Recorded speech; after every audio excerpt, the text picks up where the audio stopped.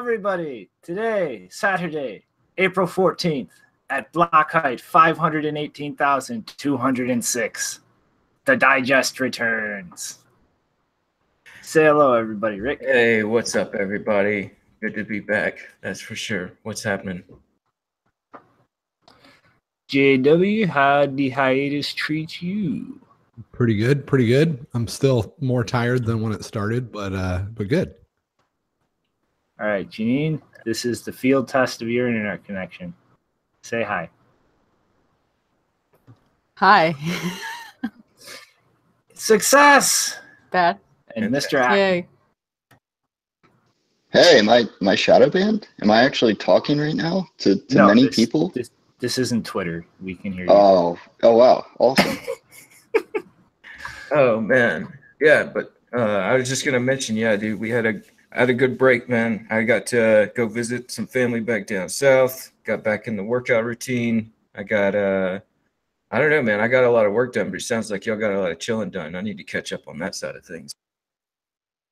It's less fun than it sounds. A couch, Netflix, yeah, and some other super secret block screen Maxer Core stuff that you guys might find out about later. Awesome. I got no resting done, but we did get the first 10 levels of MathBot out. So mathbot.com. I saw that. Play that game, you bastards. Tell me where it's good and where it's not. Yeah, I actually need to play that and pick back up on my coding skills a little bit. I actually tried to start working on a website. There's a couple of things where it's been like hang-ups. I'm like, I'll take a break. So I did take a couple of breaks. I'll admit that. But it's back to it, huh? Yep. Janine, how about you? How have you been doing on the hiatus? I just have one word for you, Helvetica. That's a font. Acnix, you alive? Yeah, I think some tales from hiatus. Yeah, I mean FBI ma'am I just think- kicked me off again, I think. Can you hear me now? Yes. Okay, so I only have one word to describe what I've been doing over the hiatus, Helvetica. The fonts, preparing fonts. I still have no So- idea what that means. Right, I'm Does still trying to catch it. Does that mean you were writing a lot in that font? No. PowerPoints? Question mark? No, it's about where the font comes from. Oh. I was gonna say something to do with Germany. Georgia, the country. All right, I am the smartest man on earth, obviously, and I have no idea what you're talking about. Well, either way, it was Sweden. Is it Swiss? It's from South America. It's Portuguese. I think we give up. Yeah, I give up. All right, well, everybody ready to break into the list of things that have happened both recently and the entire time we were gone? Yeah, it seems like a lot. Let's run through it, man. All right. Well, first thing up, I laughed hilariously when I thought that this meant Bcash in general. I continued laughing when I realized it only meant alt pairs. But OKEx has removed all altcoin pairings using BCH as a trading pair. So, yeah, for the thing trying to kill Bitcoin, how are you going to do that when you just lost all the pairing to everything else due to lack of liquidity? I'm not quite sure how that's going to work out. Yeah, I first saw this and was like, oh my God, Bitcoin Cash is entirely off. Bcash is totally done. And then I was like, oh man, it's just the trading pairs. Oh. Yeah, it's a big headache over there on that side for sure here recently. I mean, like we all kind of saw it start up and, knew that it was sort of definitely going to be not somewhere that's classified so like Bitcoin is. And, certainly now with all the infighting and everything, it would be really a big risk to just start selling that product. Mm-hmm. And I mean, it's like, that's where Bitcoin's dominance in a huge part like comes from. If you're not talking just pure psychological factors, like it is the thing all the altcoins are listed against. Like that's what it's traded against. That's what it's priced in. like that's that half of the liquidity, like without like kind of eating into Bitcoin's dominance there, like you're not unseating it as a market leader. It's just not happening. Like it's the US dollar of the crypto land. It's the reserve of everything. It's the leading trading pair. Yeah, it's something where, I don't know, I think all this infighting might be just to garner attention. But yeah, it does seem like things are getting pretty desperate, and the whole narrative is switching from scaling coins to privacy coins now. So that's not gonna play out well for those guys. I still think we might be 5 years away from seeing the death of all altcoins, but progress. Hopefully not 5, man. I mean, it's just like that whole camp is just like, it's man. Well, I'm still getting the hang of things, so we're going to do a quick trademark Shinobi segue and then a rapid fire second one. Real quick announcement. LitePay, a payment processor the Litecoin Foundation was using, pretty much asked for more money, gave no explanations how they spent their money, and then announced they're going to sell the business and disappear. So, yeah, that's another hit to another Bitcoin competitor. You can't even get your own payment processors up and running. But trademark Shinobi segue. We're going into, what's this? Oh, is this what me and Nopara did a video on? It's that Bitcoin.com writer who's using a sock puppet. You just got a slap on the wrist from Roger. Nothing happened. Even though this is now what the second or third time somebody involved with Bitcoin.com has been busted red-handed sock puppeting and manipulating things. Oh my God. And to spring us back to the connection that we were, or I was trying to build here, there's a little trouble in Satoshi's paradise.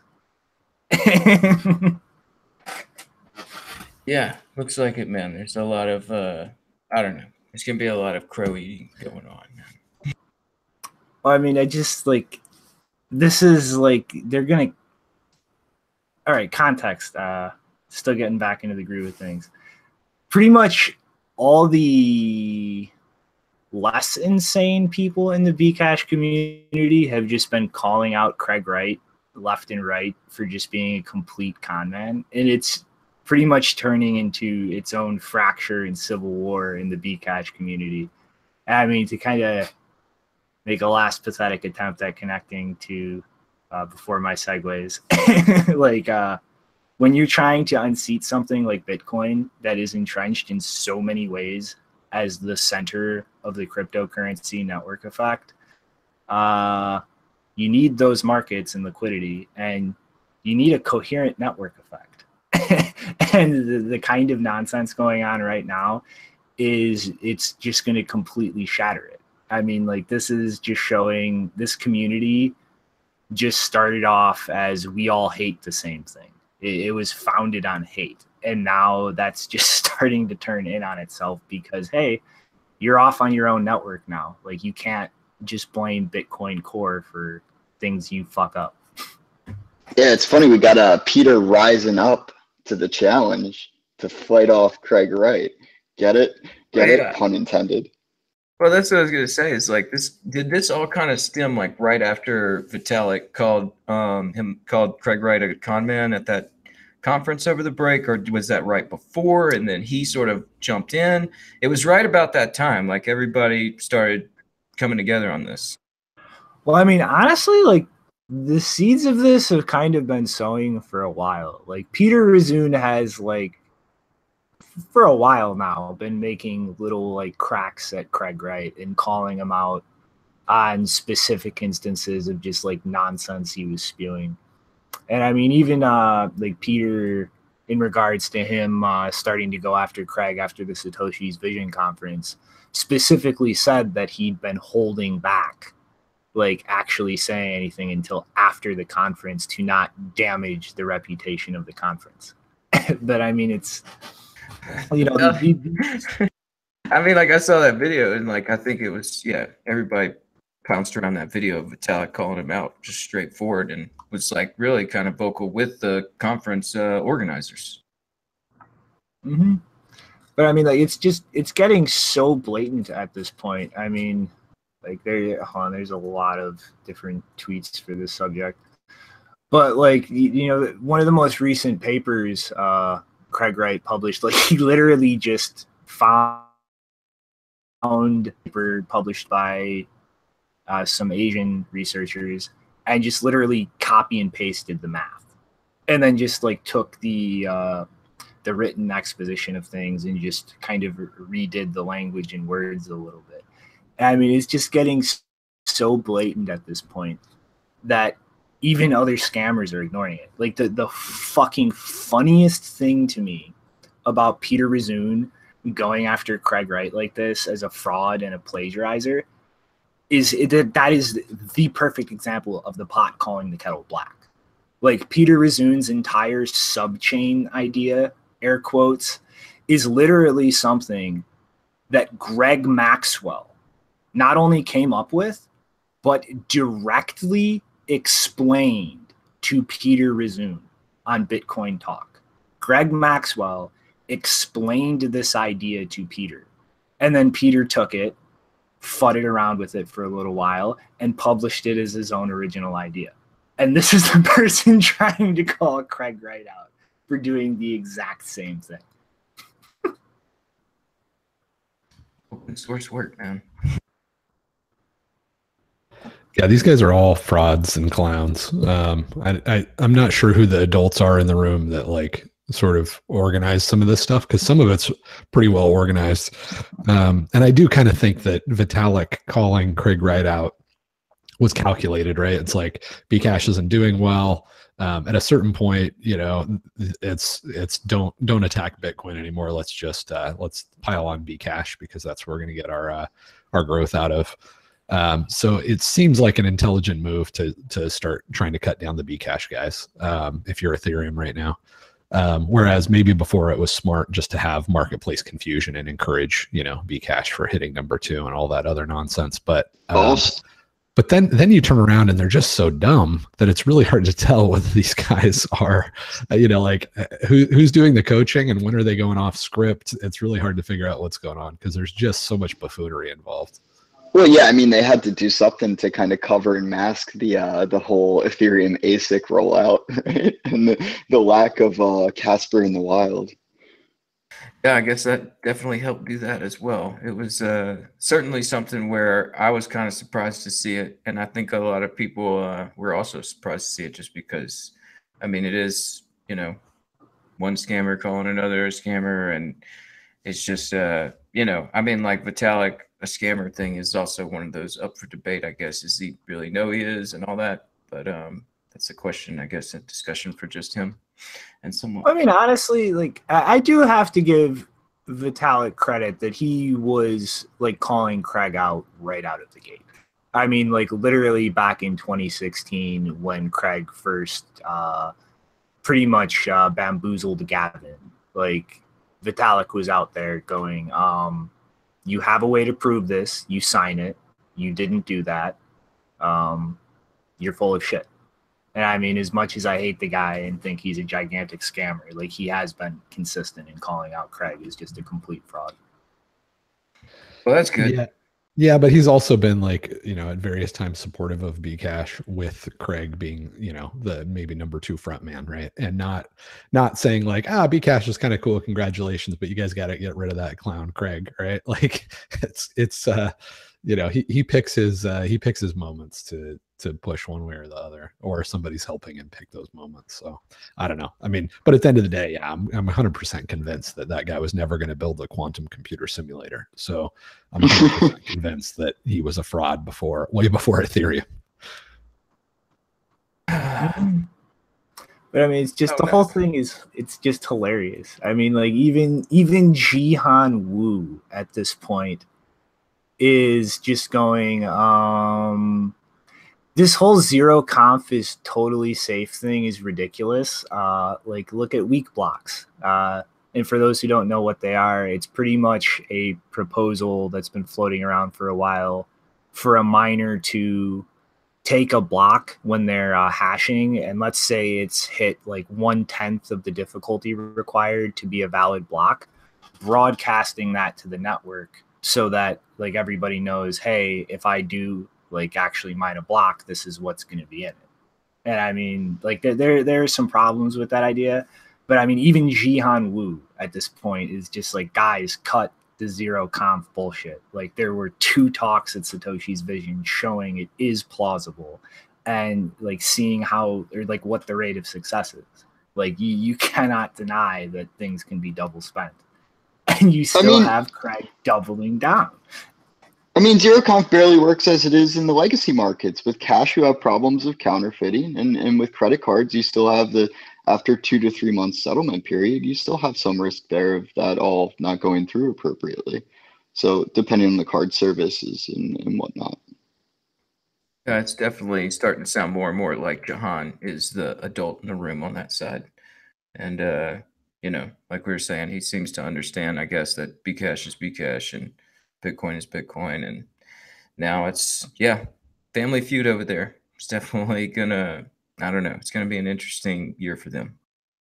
Mm-hmm. You know, I'm gonna kind of play fast and loose with the news desk ordering. I think this fits better topically here, but yeah. So this final consequence, I guess, for Peter Rizun is a loss of funding from Endchain for the Gigablock testnet, and the backstory to this is pretty interesting. He'd actually been pretty much contacted privately by Endchain every time in the past. He has been critical of nonsense that is flown out of CSW's mouth and pretty much threatened with having the funding removed if he didn't shut his mouth. And he was pretty much explicitly told before the last comments he made after the Satoshi's Vision, like, this is like what's going to happen. You keep this up, say goodbye to the funding. And I mean, as much as he is the exact same scammer and plagiarist that Craig is, I at least got to give him a nod for having enough backbone to speak when it was a direct guaranteed financial loss for his project in doing so. And I mean, to kind of wrap up like my thoughts on this subject, it's like when you really look at what Endchain is doing, like they were funding this Gigablock testnet. Like they're now funding Electron Cash, like one of the biggest desktop wallets for Bitcoin Cash. Like they're trying to do all of these patent grabs for all kinds of ridiculous shit to only allow a license for use on Bitcoin Cash. Like they're funding most of the air quote viable projects in the Bitcoin Cash space. And I mean, if you really step back, I've been saying this for a long time. Like all this nonsense that Bcashers spew about Blockstream being some banker funded coup, they're going to patent all the things and proprietarize everything and only let things get done their way. Blockstream's been open sourcing everything. They've committed all their patents to a defensive patent license, and Endchain's running around funding the entire Bitcoin Cash ecosystem, threatening people who are critical of anything CSW says, which is all nonsense, and removing funding to anybody who doesn't toe the line. Like all of the nonsense that people spew about Blockstream on that side of the fence is actually what Endchain is doing. Like it is the textbook misinformation play. We're just going to accuse you of what we're actually doing. Yeah, I didn't know that about Peter's funding with Endchain getting cut for that comment. That's it's definitely, you know, brave of him to step up and do that because, yeah, I think that question really there at that conference really, I don't know, like there at, I think that was right there before we took the hiatus. It was a question that you could tell kind of upset Craig. He did that very poignant answer of just like, you know, well, I don't give a shit. So I don't know. I think, yeah, it's, I don't know, interesting developments over there on Bitcoin Cash for sure. Don't you guys think this, like the scaling narrative is just finally playing out though? Like with with Lightning being more and more accessible and touchable and usable, like they really have not come up with. I have not heard any sort of new narrative or new strategy that makes me think that Bcash could have another, year of legs under it. It seems like, the Zeroconf stuff, it's just so dumb. Well, that's why I was saying 5 years. Oh man, because like I think I've already heard him talking about Lightning on Bcash. I don't know, like about that. But I also saw some, a little video with Roger Ver trying to test Lightning, and yeah, it's definitely something where the use case for it seems pretty, what's the purpose of it anyway? The highly centralized nature of it, like Shinobi's saying, with the the coercion to keep information away from people. It's nothing new or revolutionary. In fact, it's just like, it's upsetting that it's delaying adoption the way it is, but it's something that'll work out. Hopefully not 5 years, hopefully more like the end of the year. Yeah, I mean, how funny would it be if they pushed their own Lightning network, though? Oh, man. It's never going to happen. But, I mean, it's like, most of the developers on that side of the fence, they're like cargo cult scientists. It's like, oh, Satoshi's words, like, we're going to do this because the holy leader said so. But, I mean, to, like, be fair, like, you can cut that in half and divide that between like the pure cargo cultists who are just like, this is going to work no matter what, there's no problem, shut your fucking mouth, axa. And there's people who will actually recognize the problems that their roadmap face, and even though they will just hand wave it away, they'll like, we'll solve this, we'll figure it out. They at least acknowledge that there is some problem with some part of their plan or something they're dealing with.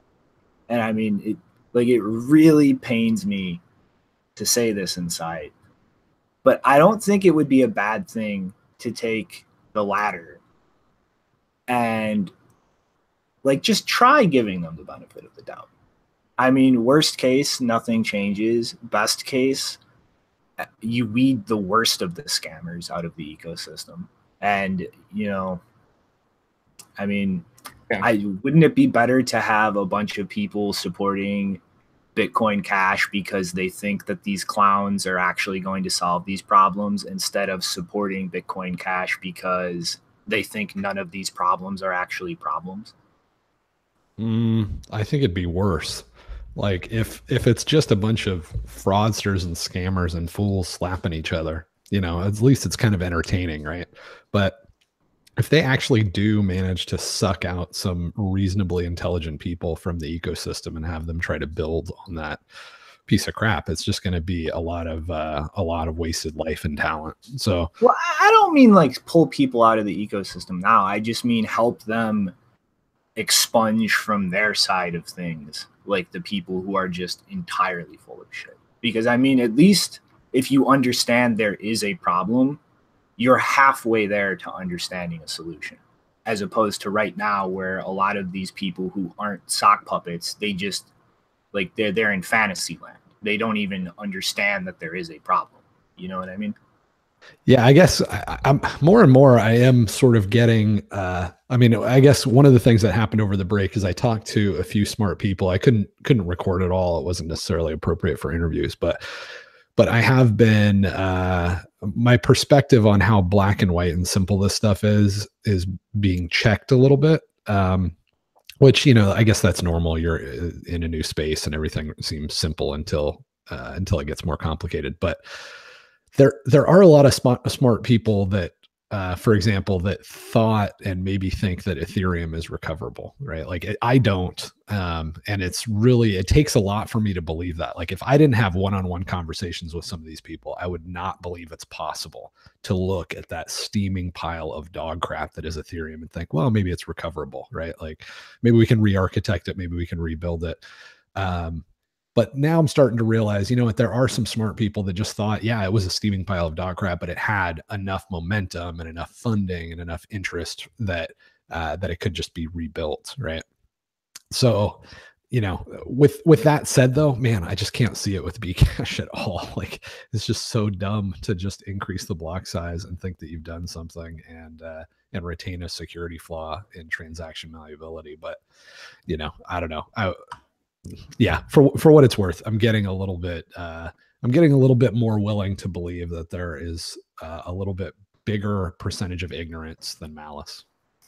Yeah, there's definitely a lot of that. And I don't know. I kind of agree with Shinobi that it's a good thing that they're weeding out their own troubles to try and understand that there's a bigger problem they're trying to solve. And like, I mean, once they come to realizations of those, like they'll maybe, you know, that's why it's like I try not to be too upsetting towards any of those Bcashers or, you know, Bitcoin Cash side, because, you know, there are some people over there who might realize something and be like, okay, maybe I should go back to Bitcoin and start coding over there and working for that ecosystem. I mean, you know, the amount of people that are interested in the space is huge, but the amount of people that are interested and understand things and are working, you know, in the system like that, it helps to get everybody in there. I mean, like it's still, I mean, like I'm not going to say it's small, but it's, you know, it's not a huge network as far as everybody goes. So I don't know.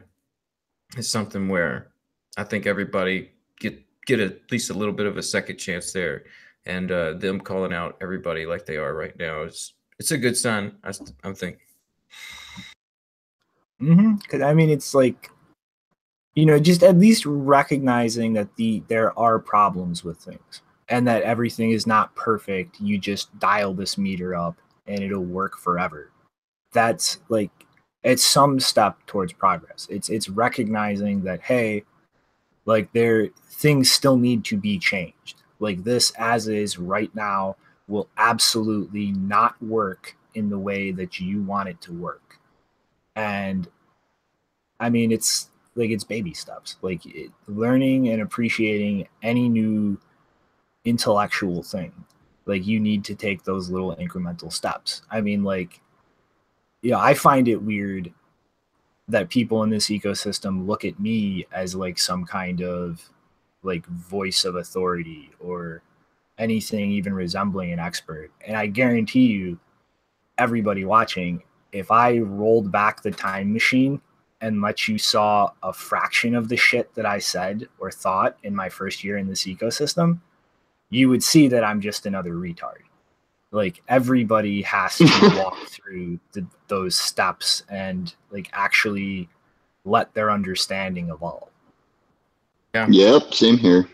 It is one of those things too, where it's like you come in with a specialty on something and it's like you get that specialty aspect of the system, but there's other things that are at play. And it's like, yeah, it's, I don't know. It's something where, we're starting to see more people just like coming online because they hear about it and they want to invest in it and everything. But it seems like, yeah, 2014, 2013, I guess, and all those years, it was like lots of niche understandings of stuff and everybody coming together on this bigger picture thing. And it takes a while to get, for sure. I mean, like I've definitely had my years till, geez, end of last year. I don't know. It takes a while. And, you know, I still consider myself crazy at some points listening to these conversations. I'm like, am I thinking about this the right way? So, yeah, it takes a while.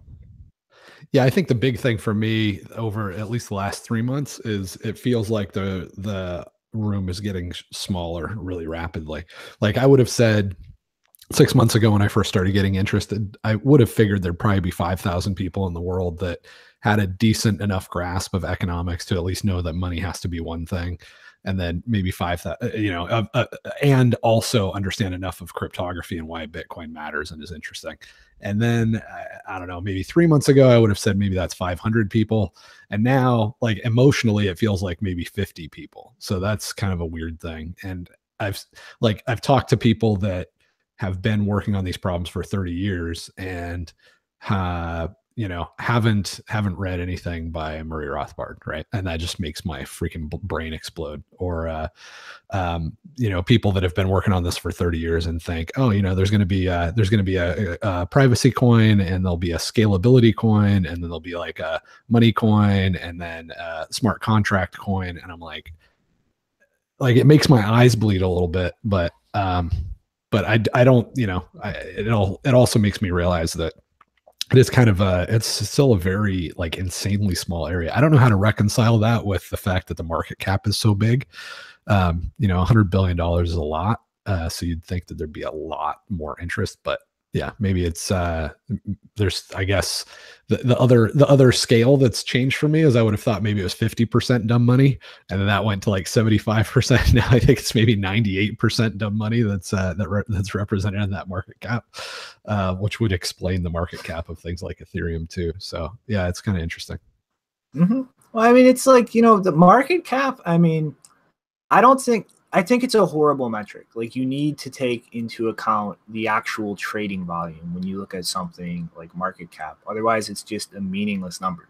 I mean, like, I remember a few months ago, I got into an argument with somebody about market cap. And so I was like, fuck it. I'm going to spend, like, I think it was like $5 or $10 at the time. I'm going to print a counterparty token out of thin air. I'm going to buy it from myself on the DEX. And I now own 100,000 shit tokens that have a market cap based on its trading history of like $5 trillion. There is no way I'm getting $5 trillion for the shit token that I made, because there's no liquidity. Yeah, no, I get that, but with Bitcoin, it's not like that. There is some volume, and we have like CME futures, and you know, there's several billionaires that are talking about it on a regular basis. And it still feels like there might be 50 people that know what the hell's going on. So that's a weird thing to try to reconcile. Like if there's 100 people and like the CEO of Twitter is one of them, that's odd to me, but maybe that's the way it is. It is, man. Well, I mean, I don't know, sorry. No, I was just going to say, like, I'm doing this thing on the presentation on the community and everything, and it is one of those things where you start to look at who all's got the bigger understandings and understands all this, and it just starts to narrow and narrow and narrow. But you know, the great thing is it's like there's just more people piling on to discuss this, and they're all getting educated. So it's I think the numbers are going to start increasing. Yeah, but I mean, you know, they might not understand how it works, but they understand why it works. Like, they want a safer place to put their money where it's not going to be devalued. They want to be able to spend their money without somebody arbitrarily saying, no, you can't. And I mean, like, that's that first baby step. And I mean, it's exactly like the internet, JW. Like, do you think that anything but a ridiculous minority of the population has even the slightest clue how that status update from Facebook pops up on their phone? No. Right. But they know why it does. But if they were invested in it, right? Like if they were putting money into the status update network, right? I would expect a decent percentage of them to understand why that status update network is special. And that's just not, that doesn't seem to be the case. Like, I think maybe the like, if here's another way that I would have looked at it before, I would have said, all right, let's try to figure out how much dumb money versus smart money is in the space. Well, how many people are invested in Bitcoin versus the other things? That would have been sort of my baseline. So what is it? I know market cap is mostly bullshit, but you know, I don't know what else to use to try to answer that question right now. So we'll just pretend market cap is not total crap. Mm-hmm. It's what, 40% Bitcoin, 60% other stuff. So I would say, all right, well, it's, you know, maybe it's 60% dumb money in the space. But now I look at that and I'm like, you know what? Most of the people, maybe 98% of the people that are in Bitcoin are only in Bitcoin based on price history or longevity. They have no understanding of why it's actually better technically, right? So then I'm like, oh shit, like of the 40% that I thought were smart, maybe 2% of that 40% are smart. And then I end up with a number that's way too big. So I end up going, well, maybe it's 0.0001% of people actually understand why Bitcoin is better than Ethereum enough to have a decent investment thesis. Like it's starting to get, and maybe my pendulum is swinging the other way, right? Because like I'm totally new as of 6 months ago. So every conversation that I have represents a big percentage of sort of the influence in my mind of how all this stuff works and who's in the community and how they're related to each other, how confused they are about things. But yeah, that's where I'm at right now. Right now, where I'm at is like, holy crap, there's like the guys on Block Digest and like 15 other people. And I know that's extreme and it's not quite that, but that's like emotionally how I feel about it right now. It's pretty disturbing. I think there's more, man. Like, I think that, you know, as somebody like, you know, like I'm talking to people too, and especially people that aren't even really participatory in the discussions we have online. I think there are people that catch it and they understand it. And like, you know, like we're saying, as far as like digging all the way down to a deep understanding of all these different aspects, it really starts to narrow. But, you know, people are coming and they understand, they come through with an understanding. Let me ask you this. How many people do you think understand that Bitcoin is technically like Bitcoin is the only secure cryptocurrency, right? Like everything else is just laughable bullshit, right? Ethereum maybe is number 2, and they overwrite that ledger whenever Vitalik, you know, doesn't sleep well, right? Like it's just freaking ridiculous. So Bitcoin is the only secure one, right? The only one that's reasonably secure, let's say, and money has to be one thing, right? So it's a winner take all situation, right? I thought that I was preaching to the choir half the time when I was saying that, and now I'm like, oh my gosh, there's some real smart people that don't buy into the second premise, right? Which is money has to be one thing, and that's just economic reality, right? That's just what, like when I use the word money, what I mean is a unit of account, right? So that's not debatable at all in my mind. And then the first part of Bitcoin is the only thing that's even reasonably secure. There's a lot of people that are like, well, you know, maybe Ethereum will get there someday. And that just freaking kind of blows my mind. So how many people do you think would sign off on both of those bullet points? Like what percentage of people sort of listening right now, right? Like that'd be an interesting survey. Would actually buy into both of those premises, because without that, I don't even know what your investment thesis is. Well, you know, it's kind of like a Bitcoin Academy sense, in the sense that like you come in and you research and you like we're saying, you come in with a specialty and you have an understanding that there's an issue and that we're trying to work through it, and there might be this answer, and it's this thing called Bitcoin, but there's all these other things that, you know, could be an answer to something too that you don't know about. And so it is like a year. I mean, like I would say there's probably like a 2-3 year learning curve where when people come in, it takes them like 2 to 3 years to go through the whole capitulation process of learning and researching and understanding and going to like problems and finding their way back to an answer. And, you know, it's a lot of kind of like rabbit holes and soul searching there in the between. And I mean, like we just picked up a ton of people from last year. And I mean, like, I think if you look back to guys, you know, 2015 and before, I think those guys have a good understanding of things. And I'd say, you know, that is probably like just below the 5% level, just because we picked up so many people. But I think that it's over time, I think that those people will start to, you know, do their own thing, and it's going to, over time, they'll pick up. All right, I'm doing a poll. I'm doing a Twitter poll right now. So if anybody's listening, watch my feed. Yeah, I mean, just as we evolved here, you know, like I expect a bunch of other people in this space to progress as well. Like, you know, like, I warned everybody. Inner fascist. I'm gonna skip stealing the last comment because that's just extra dickish. But let's slide along. Otherwise, we're gonna wind up doing another 3-hour show. And I know Rick's got that meetup to get to later. Yeah, we all got a little something. All right. Sorry, Acnix, but this I had to mention. April Fools. Everybody has to have seen this, or you're not paying enough attention to Bitcoin.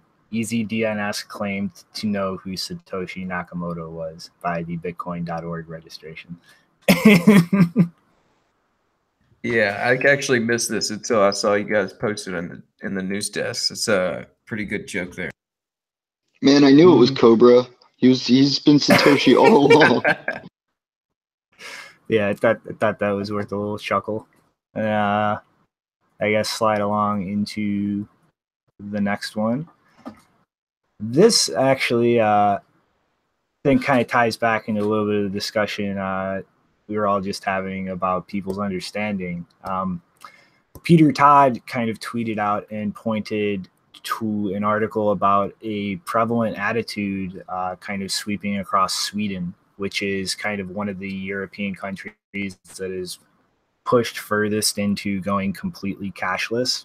And yeah, I think it was something like 10 or 15% of the population is uneasy about the idea of living in a cashless world. And this is probably going to blow up into a whole, like, a dominant political issue and something that people discuss for a while to come. But if you move completely away from cash, that pretty much leaves you entirely dependent on like the banks you're using to process those transactions. I mean, literally the entirety of your economy is now completely in the control of people processing payments. And a large part of Sweden is starting to get very uncomfortable thinking about that, because I think there's really only like two or four. I'm sorry. I got like no sleep last night, and I'm starting to have the details of this article fade in my head. But like a very small number of banks that process transactions in Sweden. And let's say a huge geopolitical event happens and stop processing things. Like, what happens if a war breaks out? What happens if there's some compromise of their systems? Now, your entire economy grinds to a halt. Like, there is no cash anymore. There is no other way to engage in transacting without these centralized systems. And I mean, this kind of ties back to like what I was saying earlier, JW, about the why. Like, you know, most people aren't going to understand the how, but fuck tons of people are starting to really wrap their head around the why. And that's the first important step in things. Yeah, no, I don't disagree with that. It's just hard for me to figure out where we're at right now.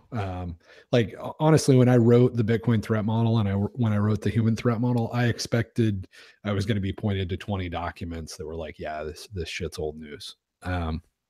So I think we're just earlier than I thought we were. Like, I felt like I was the last guy showing up to the party 6 months ago. And now I feel like, yeah, a lot of people are getting the importance of some form of digital money that's not government controlled. But I just thought we were further along. I thought it was really obvious that Bitcoin was the only thing in play that was reasonable. And now, or that was like, most people kind of got it, right? Like 40 to 50 to 60% of the market understood that Bitcoin was the thing. You know, but now I would say that's probably not the case. That's not my gut feel anymore. That was kind of my thoughts whenever I got in back in like 2015, like late 2014, early 2015. I want to say, like, I was just like, you know, I'm like kind of the last guy figuring out about this thing. But, you know, if I start researching it, maybe I could catch up. And then, like, yeah, once you start digging in, you start to realize like it narrows. But, you know, it's something where I think there are people like yourself that are just, you know, they're smart and they get an overview of what's going on and they kind of catch it like immediately. And I'm really, I don't know, I think there could be like a wildfire moment where a bunch of people, like Shinobi saying, a lot of people understand the why. And if there becomes an easy explanation of the how and, you know, all this stuff coming together, I think there could be a wildfire moment of everybody sort of, you know, capitulating a lot quicker. Yeah, I mean, the other thing that could happen is we have that wildfire moment and nobody really understands what happened, right? Like, I think there's probably been a lot of times in history where things flipped over, and you could probably have interviewed people right after it happened and they wouldn't know what was going on. Like, I don't know. I remember I used to pay taxes. It just doesn't seem to be a thing anymore. Like, I don't know what happened, but something happened. And now I pay, you know, I pay a monthly fee to the security service. It still has an eagle on the logo. I don't know.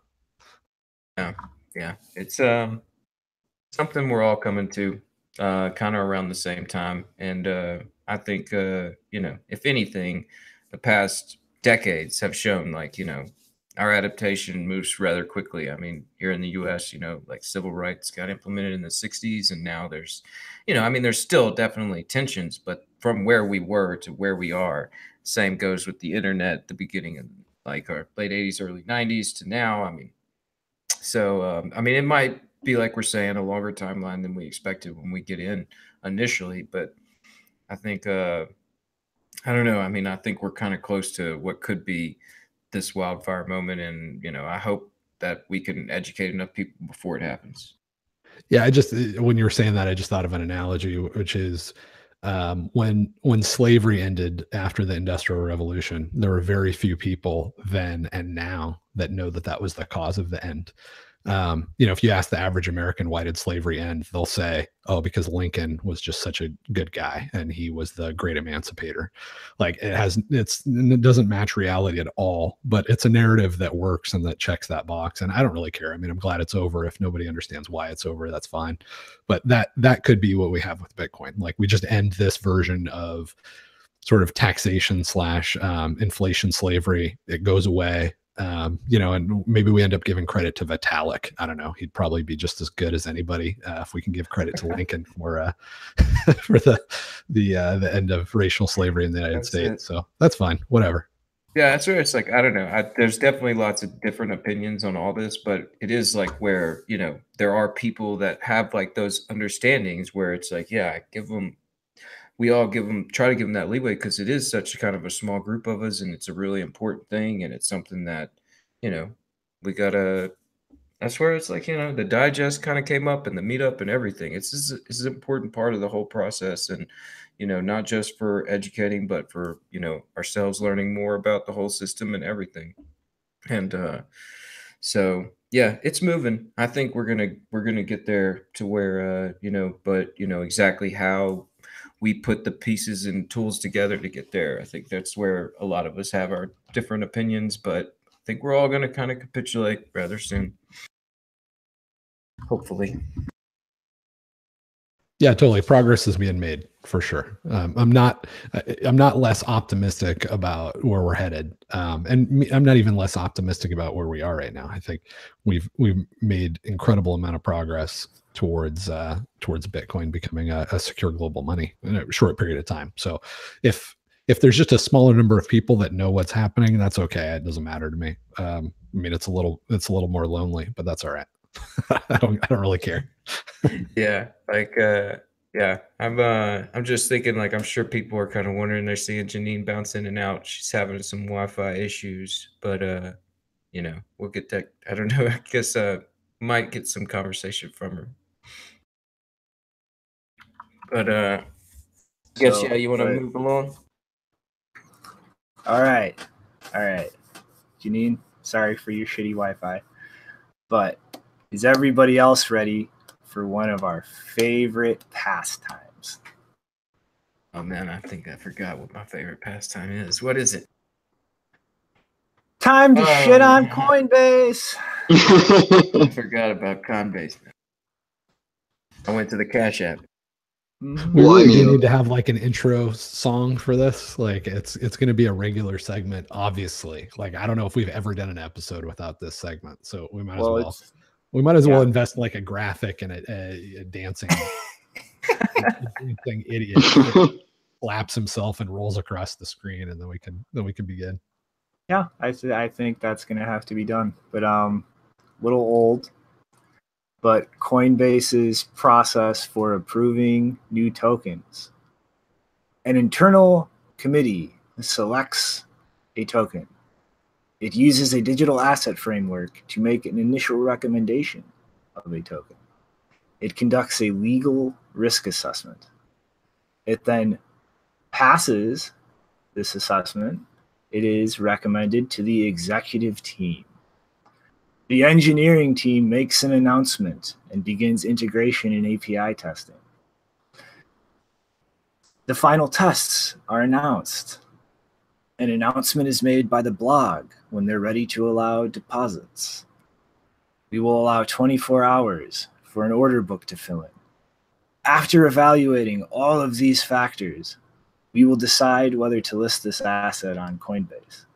So I guess this either just got pulled out of their ass after the surprise Bitcoin Cash launch, or if this was a pre-existing policy, they're just completely full of shit and just do whatever the fuck they feel like. Yeah.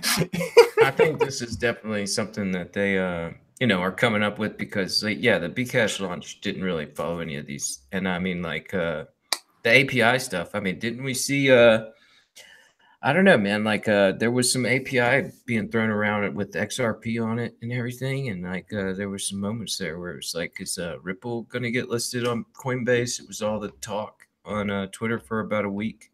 And I don't know, I think there's like a missing step in that process where a lot of money goes into a certain person's hand or certain people's hands, and then they start discussing the asset.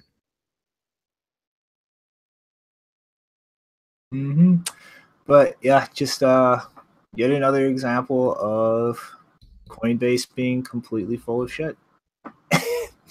It does really feel like this is our process. First we do process A, then we do process B, then we do process C. Like there's no real content there. Like we do a legal review to make sure we're not going to get sued. All right, yeah, obviously. You probably have a 5-minute chat with legal to just make sure nothing's changed and that you still think you can get away with all this scammy bullshit. But that's not really providing insight into your process, but whatever. And I mean, it's like, yeah, I don't know, slide along, context bridge. Another thing that happened while we were gone is we found out that Ripple literally tried to pay Coinbase and Gemini to list them. And so to speculate wildly about this incompetent company, if we look back at things like, as Acnix pointed out, the Ripple API, the rumors and the huge Ripple pump based on the Coinbase listing, and then kind of think about the blowback about listing Bitcoin Cash, I mean, it just, I have to look at this and wonder if they, like Coinbase at least, was actually going to take this deal from Ripple and backed out of it because of the worry of legal risk and just brand damage that would come out of this. Because I mean, they like Ripple literally offered to outright pay Gemini, and in Coinbase's instance offered to loan them Ripple and then actually let them decide to pay back in either Ripple or fiat. So Coinbase as a broker literally could have borrowed this Ripple, listed it, sold it in the ensuing pump, and then just paid back the fiat at the time of the loan and pocketed a huge profit. Yeah. I mean, it's... I would really like to know, like, what's the legal team that's saying, no, you can't do Ripple, but you can do Bcash. Like, what? It's because there's a confusion there. There's the confusion there with Bcash. There's lots of legal ways you could be like, well, it was this, and we thought we had to provide that because it's tied to this, which is that. And where Ripple, it is very much just clear cut, like, this was issued by these people and they control the supply. Yeah, I think you're right, man. I think that there's enough confusion around the idea of, like, does Vitalik really control Ethereum? Well, maybe not. Then maybe that's just enough legal cover to where our system is so inefficient that they think that they won't go to jail, which they might be right. I think that's the case because, legal language is already very, you can go this way or that with it. And then you start throwing in a few key factors about something that's already kind of hard to describe and pinpoint. Yeah, I think that's why the Bcash thing got listed so easily, where once they saw the blowback on that, as far as like a lot of people talking about there was possible insider trading and, what does that mean? And, is Coinbase reputable? And they're trying to put out their own decks and they're trying to be part of futures and everything, legitimate futures. So I think if they're trying to do that, then yeah, the Ripple launch would have been a really stupid move because that's 100% cut and dry. You really can't call that, something other than a security. I mean, it's just like, Coinbase is just like, they fucked up as bad as you can fuck up as far as long-term play in the space. I mean, like, you break down their business model. They broker to retail investors. They do merchant processing, and they have GDAX and their other institutional products, like the institutional custodial thing they're trying to launch, their index fund and all that shit. And like, honestly, that brokerage business, it's not viable.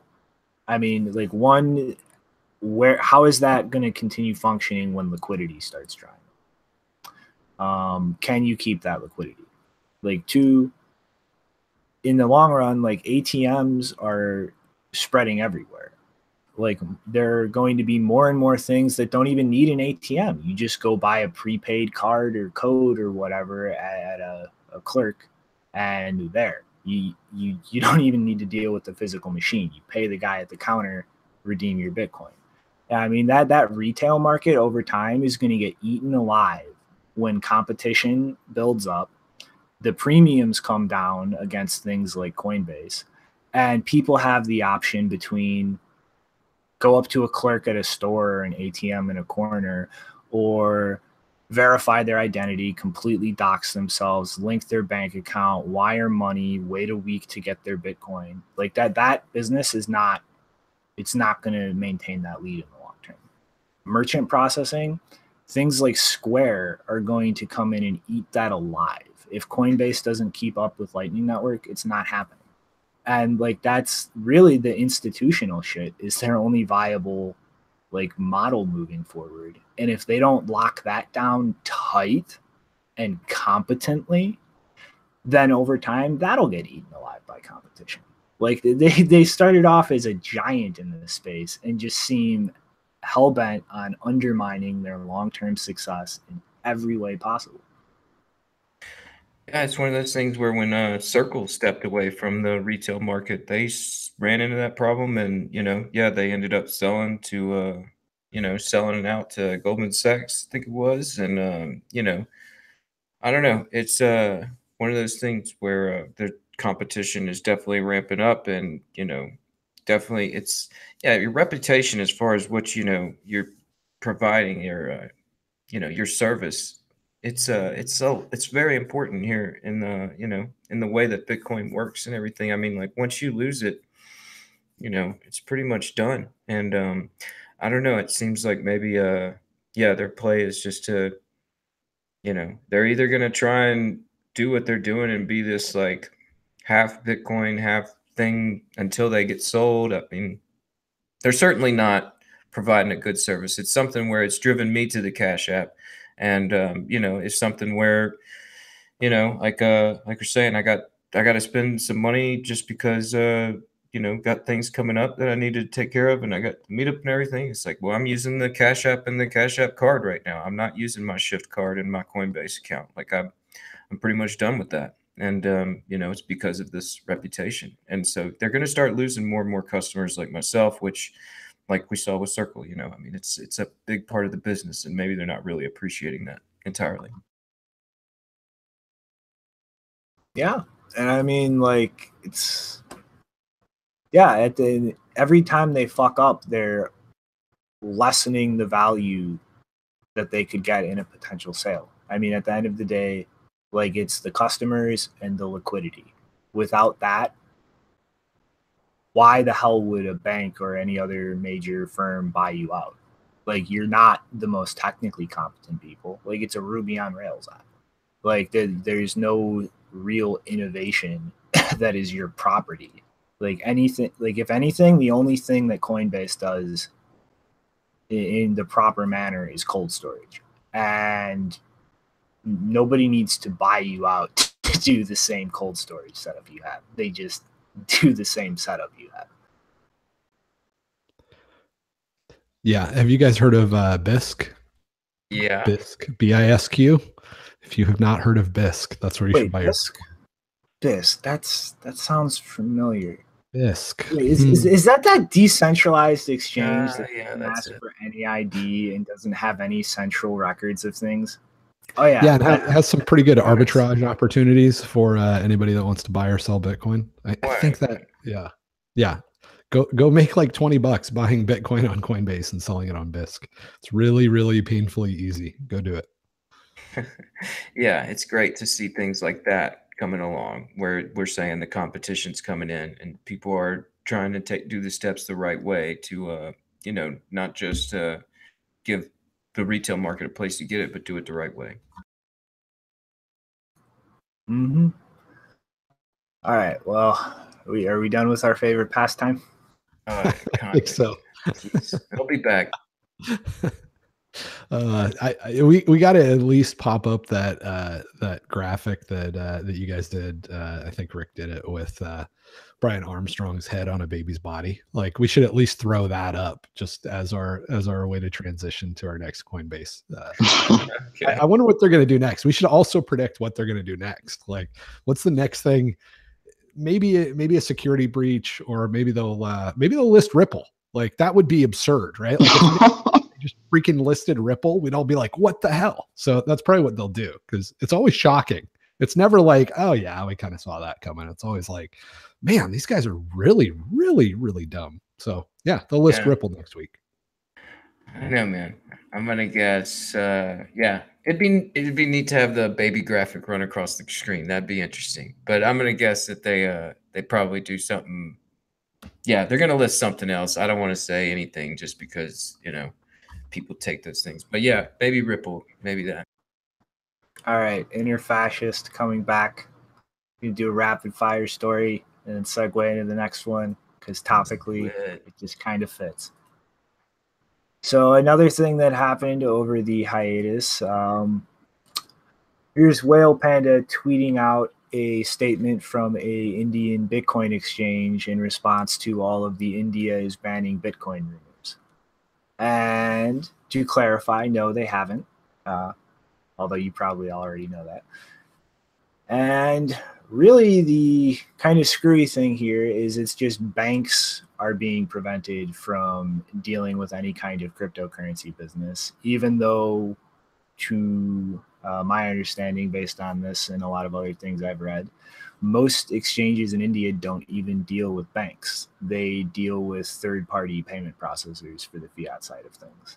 And right now things are continuing to function, but because of pretty much what the Indian central bank did over there, they're in the clear as Bitcoin exchanges, but the payment processors that they use could potentially get cut off from bank access for doing business with the exchanges and other crypto businesses.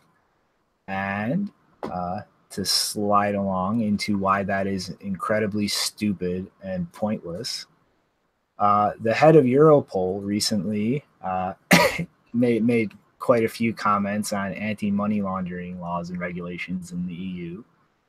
And yeah, to kind of boil it down, $20 billion spent every year by banks to stop money laundering catches 1% of suspected illicit money.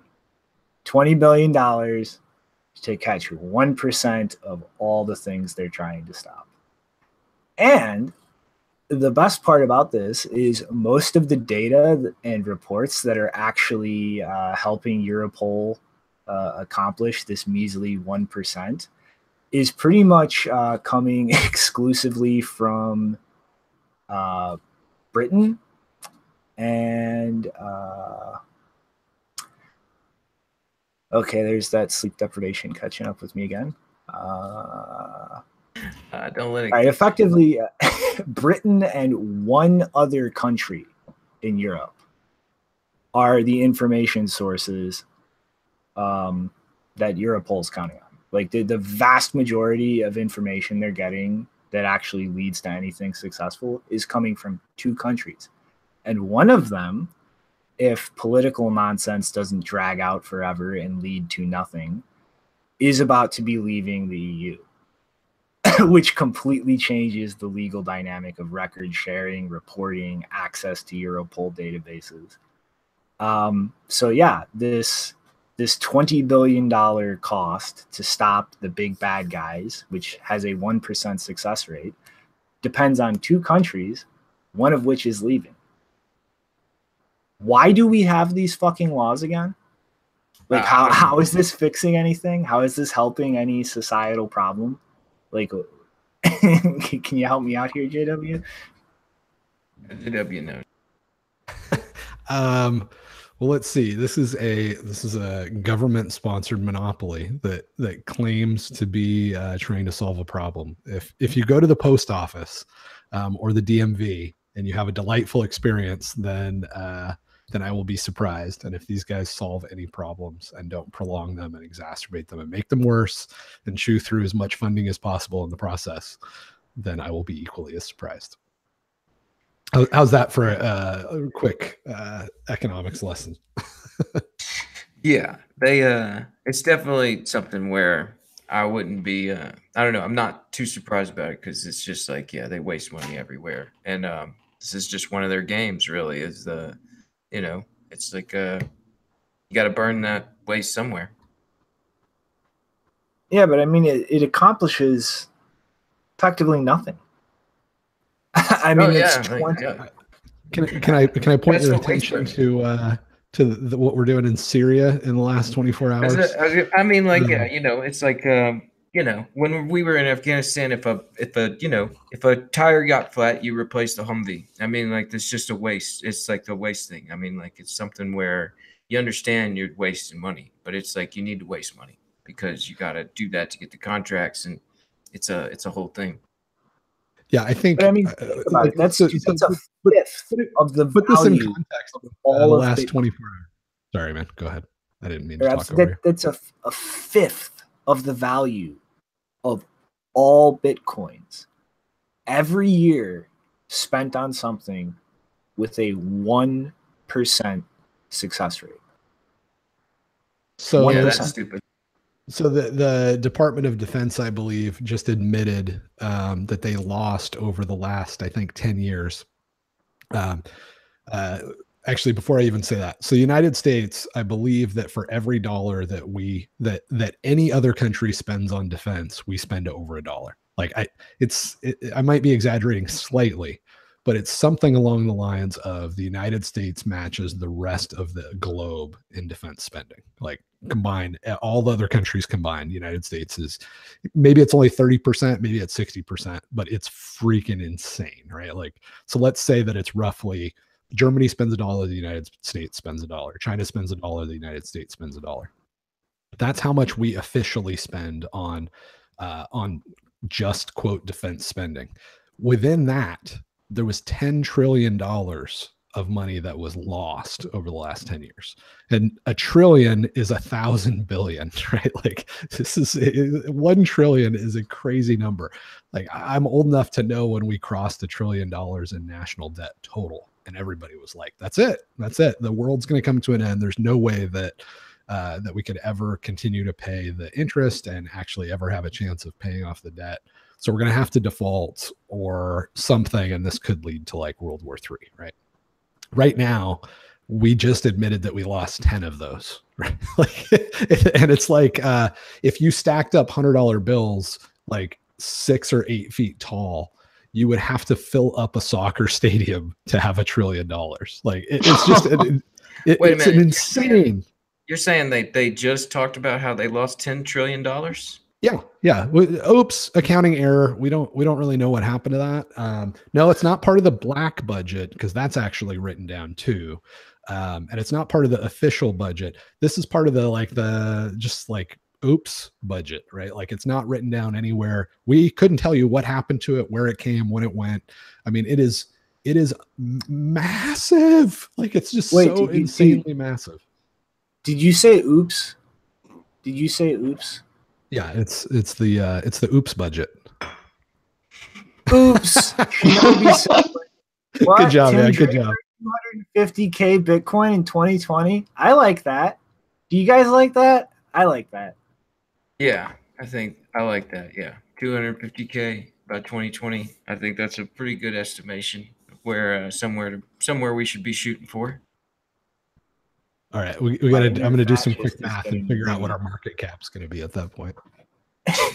Yeah, it's gonna be somewhere up there where I don't think it's gonna be 10 trillion though. right, that's what I was gonna say. Maybe not that high, but somewhere for sure up there.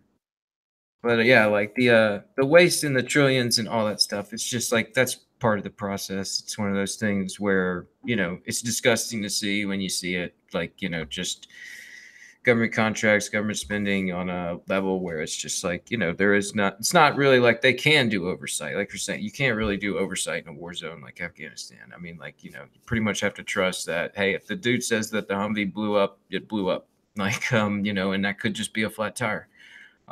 So it's one of those things where, you know, it serves its purpose in this current market, but that's why this whole thing is just so unsustainable. And it's why we need Bitcoin. And it's why we should be at 250K by 2020. I'm gonna say that's gonna happen because I like those numbers, and I'm gonna rub my little Keck frog statue, and the meme magic is gonna make it happen. Praise Keck. Yeah, it'll happen, man. I don't know. It's one of these things about human psychology where it's like if we set a goal and we start looking towards it, it'll probably happen. Yeah, I mean, I hope so.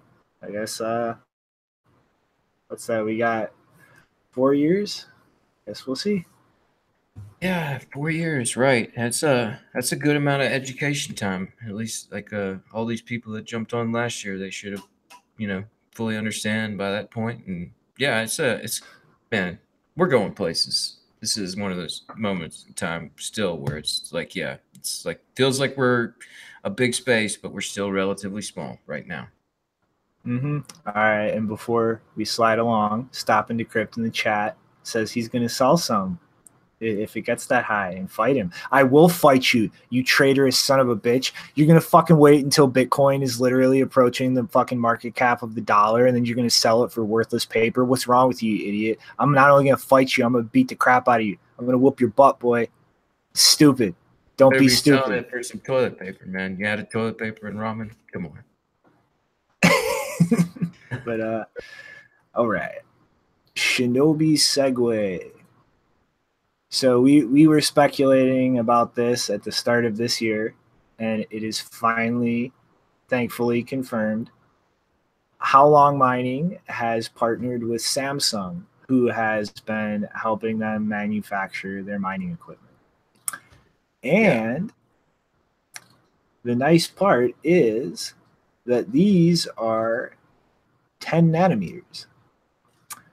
So pretty much one of the things Mr. Cobra was pointing out was a little bit of inconsistency with the advertised hash rate versus actual performance.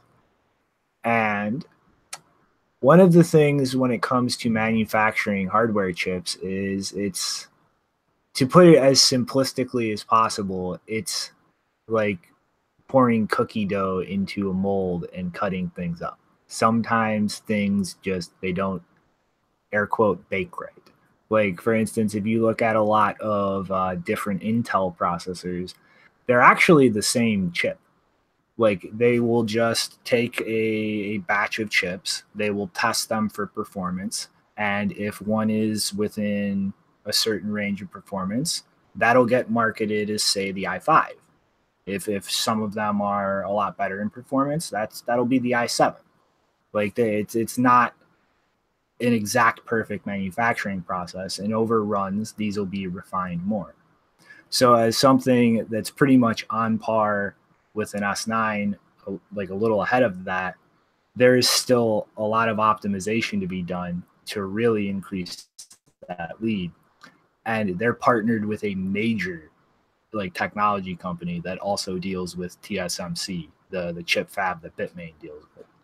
So I think like this is, competition is here. Like this is not a one-off. This is not, as some said, which we'll get to in a little bit, a giant scam. This is happening, and this is not going to stop. Heck yeah, man. Whenever we took that hiatus break and we were, over last season, we speculated about who was that company, and to see Samsung come out and this post, and like from, I guess it was from my rig where they were holding the wafer and everything, and then you started to see the miners being shipped and unboxed from the members of the community, being plugged in, seeing the hash rates come on. The it's been great, really. Like that was one of the things over the hiatus where I was just like, man, this is great news. This is awesome stuff. Yeah, competition is ramping up for sure. Mm-hmm. And the last little footnote at the bottom of this article, Samsung also worked with eBay, which it's not really too well known, but I'm sure those who pay attention remember Samsung tweeting about it around the same time the initial Halong announcement started going out. And so like that's another hugely positive thing, I think, because instead of, at least for now, Samsung diving into just manufacturing things entirely in-house, they're actually working with multiple companies in this space to manufacture chips. Like it's not like they have established a deal with Halong, and Halong is the only person they're dealing with now. So I think if Samsung continues to play it this way, they've put themselves in a really beneficial situation to help encourage more competition more rapidly and kind of profit helping all of these other companies compete with an entrenched firm like Bitmain.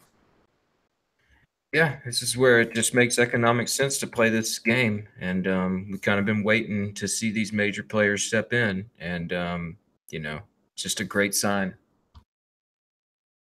Yep. Profits attract competition. We had to wait a long time for it to happen. A lot of people were frustrated, but it's happening and it's going to continue to build. The price is down, but it'll come back up, and there'll be, another batch of blood in the water, and all the entrepreneurs are going to flock to it like sharks. And Samsung won't be the last manufacturer of this stuff. In 15, 20 years, it'll be like the defense industry. It'll just be massive, and there'll be an incredible amount of money that's being spent on securing the network. So we just got to be patient. Mm-hmm. Yeah, man, I can't wait to see those solar satellite miners. Where are those at? All right, so I am going to be a troll now, and give you all a nice little slideshow and a jingle. We can look back and see all of these Halongs being unboxed. There's Francis and everybody at his offices unboxing theirs.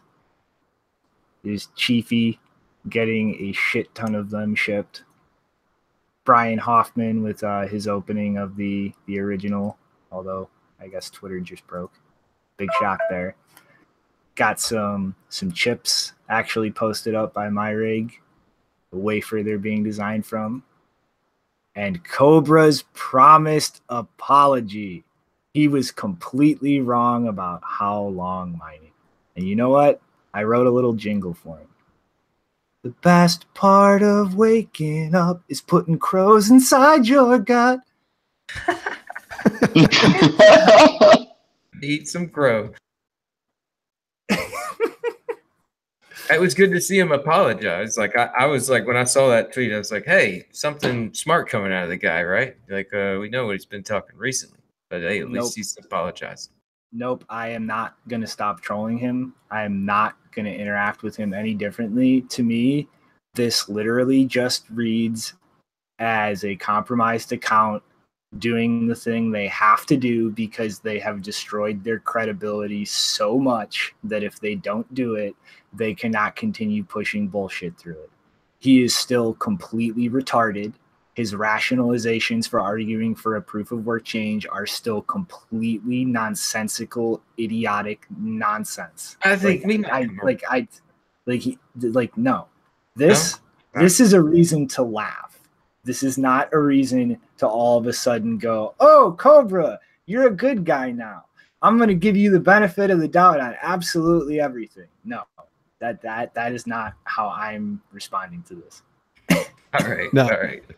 No, actually, there's a good middle ground to both of those positions, and that is, all right, let's say that you are sorry and that you were trying to destroy Bitcoin out of ignorance for the last 6 months and pushing really aggressively for a proof of work change that would have just totally destroyed us. Okay.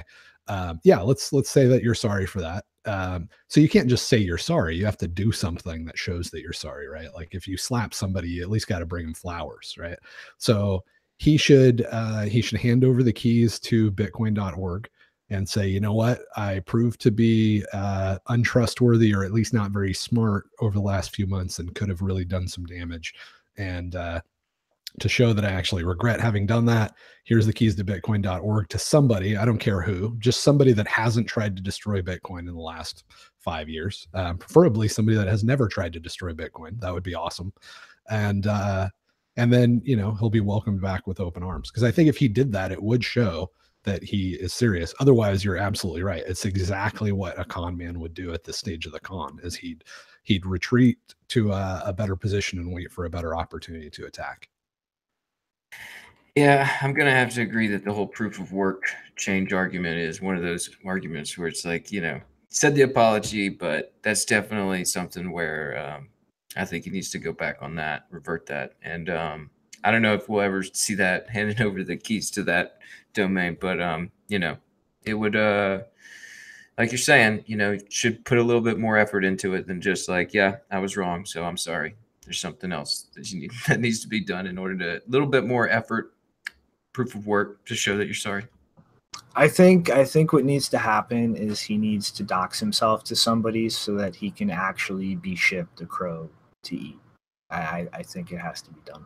This is, how are we going to make sure that's him, man? You know, you can't. Well, you know, just have to accept video footage. Yes. I mean, I guess he could pay somebody else to eat the crow, but you know, That's what I was thinking. So again, he hasn't even. But he hasn't even said proof of work change is a bad idea, right? Like, so he's probably, my guess is that we're still going to see a 51% attack, or some sort of minor attack that's going to cause us all to want to destroy all of the existing miners, because that'd be the smart thing to do. It's not too late to do that. There's still have, you know, probably enough of the hash power to be able to pull that off. And you know, it made sense for them not to do that up till now, because they could have waited to see if the dragon mints were really going to be able to ship, because that is risky stuff. So, you know, if I was on that side, I'd probably be thinking, all right, that's the next play, is we censor some transactions, or we do something to try to push this. And since he hasn't said a proof of work change even under attack is a really bad idea, I'd say he's absolutely just still in play as a pawn of the evil empire there. I just don't see it happening. I mean, like, there's, like, I mean, at this point, like, you know, and like I keep repeating this, like, you know, Jihan manufactures a lot, but even if he is doing what I think he is and keeping all of the most cutting edge hardware himself and reselling like the wave before that, I still don't think that he directly controls a majority of the hash rate. I think he's on friendly terms with the majority of the hash rate. I think he might be able to convince a majority of the hash rate to do a lot of stupid things that they might see in their benefit.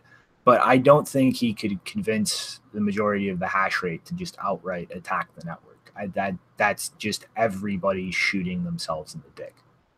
Yeah, especially after seeing how the Halongs went out and were distributed. I imagine that you know, there's a lot more home miners than people you know, assume.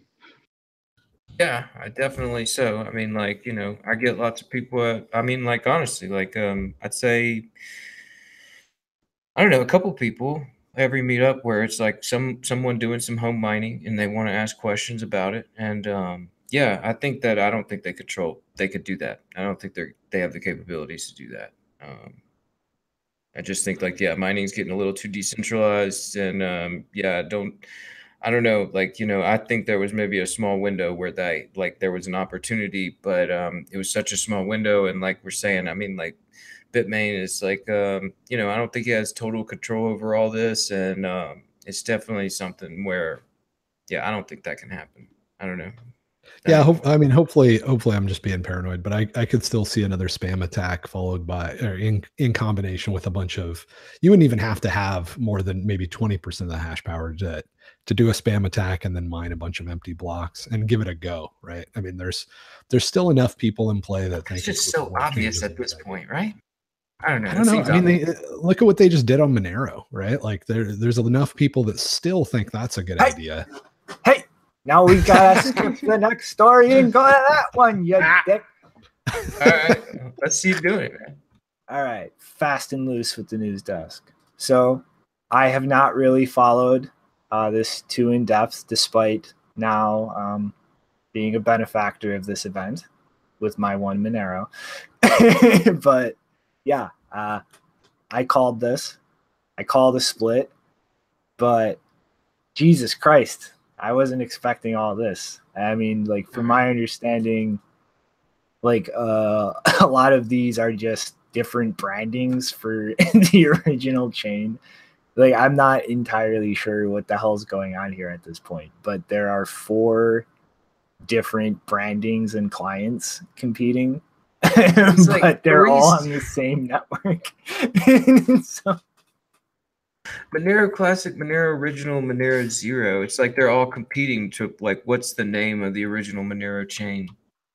I know, it's like it's silly as hell. And like I still haven't, like, I still need to go look into outside of like the Bitmain affiliated companies that are listing Monero Classic. It's like, you know, what markets support this? Where is this trading? What's going on with this? How do I get my free money? Because I don't care about privacy. I just have one Monero for shits and giggles. Yeah, I don't know. It's one of those things for sure where I was like watching it because I definitely interested in all these like forking events and the way they happen. It's kind of like where we start to see real science come in on this. And yeah, it's just like, I don't know. It's one of those things where, you know, we saw the fork happen and the hash rate drop off and the price didn't really get affected. And I'm thinking it's mainly because there was a good coordination on the Monero development team to remain pretty much in consensus that this new Monero fork is where the development's going to go. It does lead like a lot of questions as far as like how can they avoid this in the future and stuff like that, though. But I mean, it's like, you know, I don't think market wise it's going to be anywhere near as hilarious as I thought. Because I mean, like, this hard fork, like, it packed in a lot of shit. Like they increased the size of a ring for ring signatures to make things more private. With the trade-off, it's more resource intensive.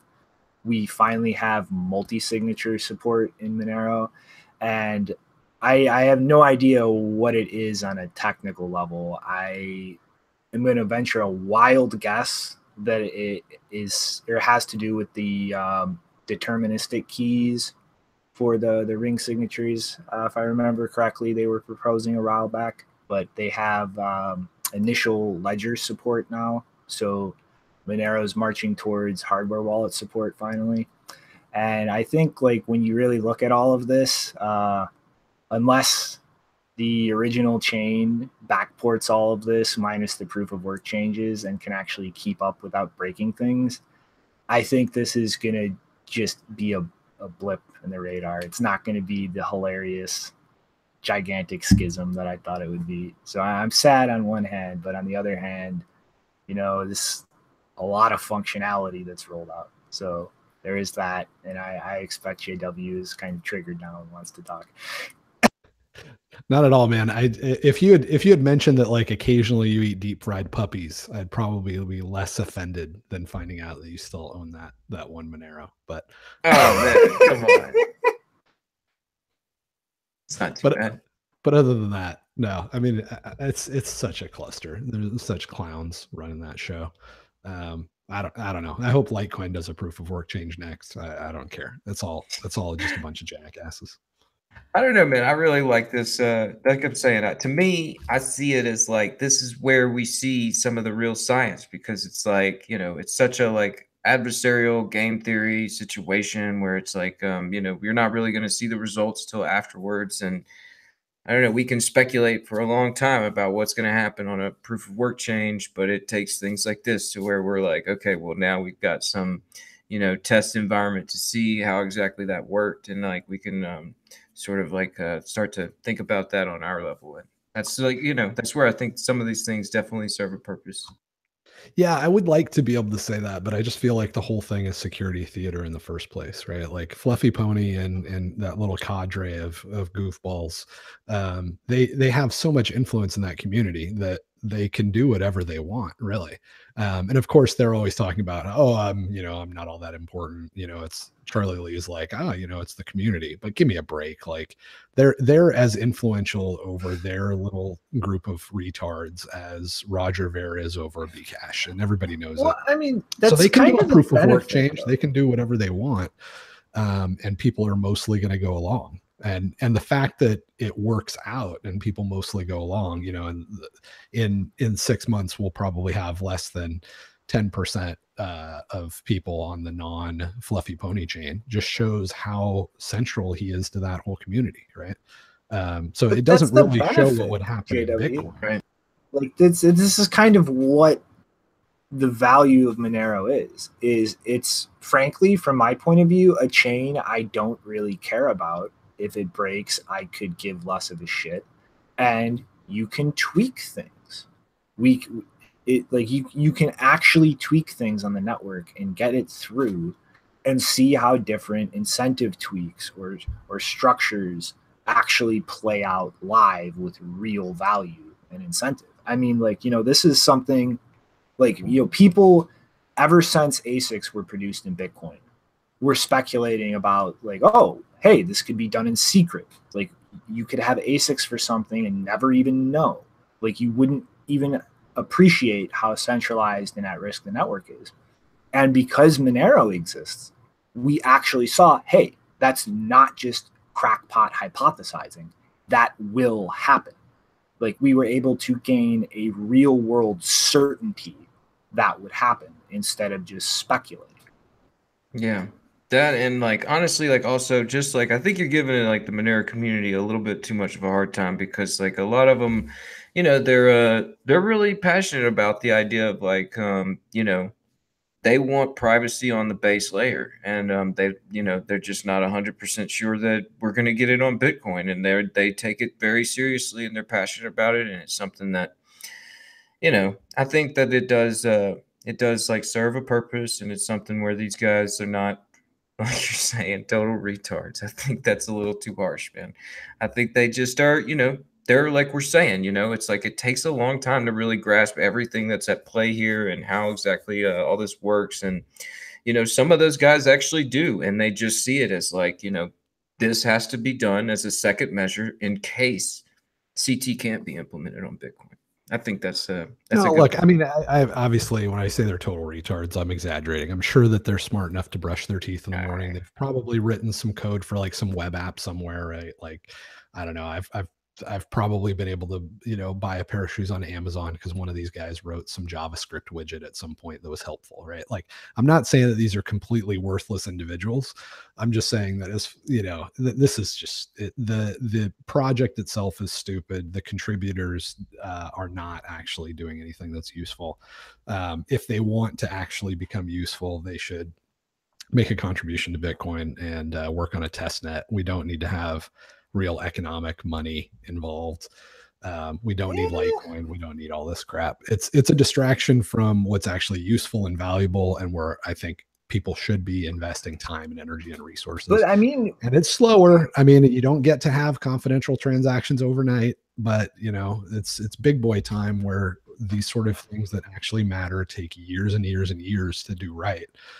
You don't get to have smart contracts. I'm sorry. A lot of people have been waiting for it for 20 years. Suck it up. You might not see it in your lifetime. I don't really care. I don't know what to tell you, but don't throw that together with JavaScript and some baling wire and duct tape and just destroy a bunch of economic value in the process and cause market. But I mean, JW, you do.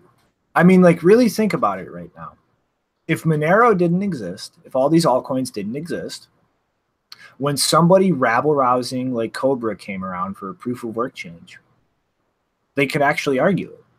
And when somebody like me or you went no, like some company like Bitmain will just ASIC it. They will mine it in secret as long as they can, and they will dominate the space even more. They can just wave that off as crackpottery, hypothesizing, speculating out of your ass. But because Monero exists, because there is actual money on the line, this happened. That actually happened. ASICs were developed in secret. They were mined for months without anybody except a few of the developers speculating about it, in mostly private. And it came out. Now, when idiots like Cobra come rabble-rousing, we can point at a concrete, undeniable thing that actually happened instead of just speculating based on the incentives. And that is a huge value add. That is something in terms of teaching people that would not have been available without Monero. Yeah, I mean, you could say the same thing about Ripple, right? Like Ripple will eventually be hacked or regulated or whatever, and people go, "Oh, it's not a good idea to use a central database and pretend that it's a cryptocurrency." And there'll be educational value in that, right? And I'm not arguing that, but I will still say it's stupid. I'm sorry that there's so many stupid people in the world that we have to do really stupid things so that those stupid people can be slightly less stupid. But I'm not going to say that it's not a stupid project because of that. Sorry, man, but it's like we were saying earlier, you know, the space is narrow, and it's like there's you know, it's not like everybody's black and white. It's not, everything's not black and white like this. I mean, like, and I mean, I don't know. It's one of those things where, you know, if you're going to give people a little bit of a leeway and like, okay, like, you know, there's something going on over there. Well, maybe, you know, I just think, you know, that whole like no, man, I was saying before, like I'm becoming more generous in being willing to say that people are dumber than malicious. But those are the only two things in play, because it's either dumb or like, malicious. But right? don't you it's understand not, when you I'm say not going to wake up and go, oh man, economic science just doesn't work like this, right? Money can be more than one thing. I know I thought that was called barter, but really you can have 5 monies in it. But you understand this thing is so multifaceted that politics is in this. Politics is in play. And like whenever you come out like that, it's not helpful. I mean, like it's something where like you can have that sentiment and like you can speak it. But you know, nobody's gonna stop you. But it's one of those things where whenever one of those guys like that maybe is working on Monero, who was thinking about working on Bitcoin, it's like, well, not if this guy's over there telling me I'm dumb and everything's stupid and this is just the way, you know, I'm too dumb to get it, you know, and then they just like give up on the idea of it. It's like, it's where, you know, I try not to, like, that's where it's like, you can't be too harsh on anybody. We're saying it's narrow space, and the guys on Monero are working on something that is helpful. And it's like, that's where, you know. Well, okay. So let me explain a little bit of why I probably come across really harsh. I've been doing this stuff for like 20 years. And one of the first big like board meetings I was in where we were talking about something technical, I literally saw a guy that makes like $250,000 a year back then climb across a conference room table and put another guy in a headlock. This is like a Fortune 500 company, right? That it's high tech. And that is just sort of the culture that exists among you know, and it's a little bit less now, right? Like everybody's become kinder and gentler over the last 25 years. But when you're talking about like technical stuff, it is okay to be really harsh, right? Like the best architects that I've ever worked with were super harsh because they were very clear and very direct, and you felt really stupid around them about 70% of the time. But after a year or two, you felt like just completely blessed because you were way, way smarter than you were before. And if I take the time to like sugarcoat stuff and be like kinder and gentler, people might like me more for it, but they won't understand me as clearly as if I just say this is really dumb and here's why. So I mean, there are different strategies. I don't take the, you know, 4th grade teacher approach of, you know, let me rub your back. I'll just tell you you're a dumbass, and if you don't like it, then you can push back, right? And I find it to be more productive to be a little bit more aggressive when it comes to technical stuff. There's definitely, but it is a strategy, and you know, I mean, I don't really hate these people. I don't want to hurt their feelings, but it's just it's a communication style that that I've gotten in the habit of, and I actually do think it's generally pretty effective. Yeah, I can say like with the, like a good degree of confidence, it is helpful. But yeah, like we're saying, it's just not gonna be reaching as many people. But I mean, like, I guess it's just where we're all kind of doing this on different levels. And I mean, like, your hardball approach like that might get that smarter person quicker to realize what's going on. So, I'm speculating about it as well. But that's where it's like we're all just trying to get the same place. So yeah. I mean, the other thing is that this is like it's almost like a recruiting technique too, right? Like if you have 15 people in the room and you call them all stupid, and there's like two guys that they meet your eyes and they get excited, those are the guys that you want to work with, right? The guys that get happy when their positions are being challenged. So if I was recruiting for people to work on Bitcoin, I would still take this approach, right? Like I don't want the guy that doesn't want to have his feelings hurt. I don't want to work with them, right? Like I want to work with people that are like you guys that are more than willing for me to call you stupid in front of the audience. And, you're intrigued, right? You're not going to go cry about it.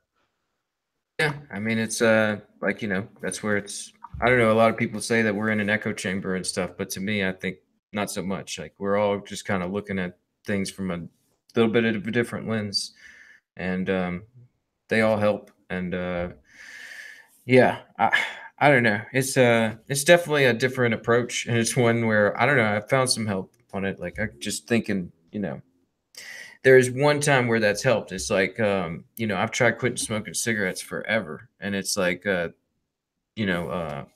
recently somebody, Hoddle called me an idiot for smoking a cigarette, and I was just like, now I tell myself, I'm like, man, don't be a freaking idiot and smoke a cigarette, and like it's working. So I don't know. There's definitely some credence to that, being harsh and sort of just cutting right to the point about something, and it makes things sort of clear. And hey, maybe it'll speed up the progress of people moving over. Totally. So Shinobi, don't be an idiot. Sell that piece of shit Monero that you're kicking around and buy a little bit of Bitcoin, and you'll thank me for it. No. Yeah, we just boil it down to idiotic. All right, ready for a Shinobi segue? Ready Shinobi segue. Really just a quick announcement. Gemini is setting up a block trading system. So they have their normal order book. They have a daily auction. And now they're going to have a block order system where people can specify a quantity to buy and sell, a minimum fill quantity, and a price limit, so that people can pretty much I read this as far as how it functions as an OTC book, essentially, kind of bypassing the full order book dynamic and getting the function of OTC without having to actually personally deal with people. So yay, more ways to get more liquidity for Bitcoin. Yeah, like the only thing I'd add is I think it was also kind of just like it seems like, I don't know, it seems like they're kind of like, okay, you want to invest in privacy coins or a coin that does this or that feature. It's like that's what I was thinking it was, but I don't know, we'll have to wait and see how they issue these block trades. At first, I thought it was like, a place where like miners could sell like a whole block of like, Coinbase reward in like one go. But this is cool. If you want a new way for people to put their money on markets chasing Bitcoin, do it. Alrighty. Now we are on to, I think, the most recent piece of news, or one of them. No more talking about old stuff everybody probably already heard about. Right. Backpage CEO pleads guilty to laundering millions in crypto. And I want to preface this really quick because I'm sure there are a lot of heated opinions on this. Personally speaking, at the end of the day, what a woman wants to do with her body is her business. And if somebody wants to sell themselves for money, they're doing so safely, if they're doing so willingly. It's not the best thing in the world, but it's their choice. And I know Backpage was really looked at as one of the safest places for women to do this. It is something that allowed them to filter their clientele, to not have to actually be in a place of physical harm when negotiating things. And I know there's a lot of people in the world who would frown upon that and think that should be punished. But personally, I think there's nothing wrong with that. No, on the other hand, though, to people out there blindly defending Backpage, if you look in this, the first link here in this article, I'm going to forego clicking on it right now because my brain is sleep-deprived fog, and I'm not going to be able to find anything I'm talking about anyway. It's actually explicitly mentioned that the people at Backpage were aware of ads being placed for child trafficking. And instead of reporting that, instead of completely removing the listing, they would do things like just scrub the details of what the listing was for and leave it up.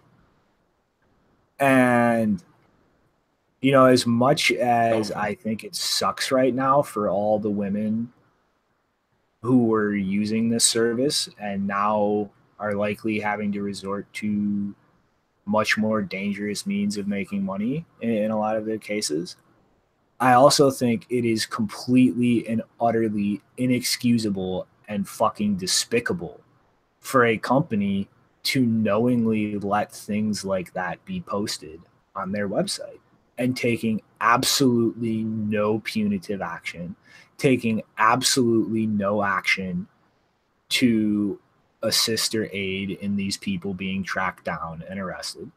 It's just completely inexcusable. Like, you know, the thing that people see in their head when they think Backpage is mostly just prostitution. And when that is willing, consenting adults, that's all good. Like that is a free person choosing what to do with themselves. But when you start crossing the line into things like minors being trafficked for sexual slavery, that is not a consenting adult. That is not a voluntary arrangement. And facilitating or even just allowing that when you have knowledge of it is a fucking evil and wicked thing. And I think people need to think about that when screaming about Backpage in particular after the passing of the legislation that led to this.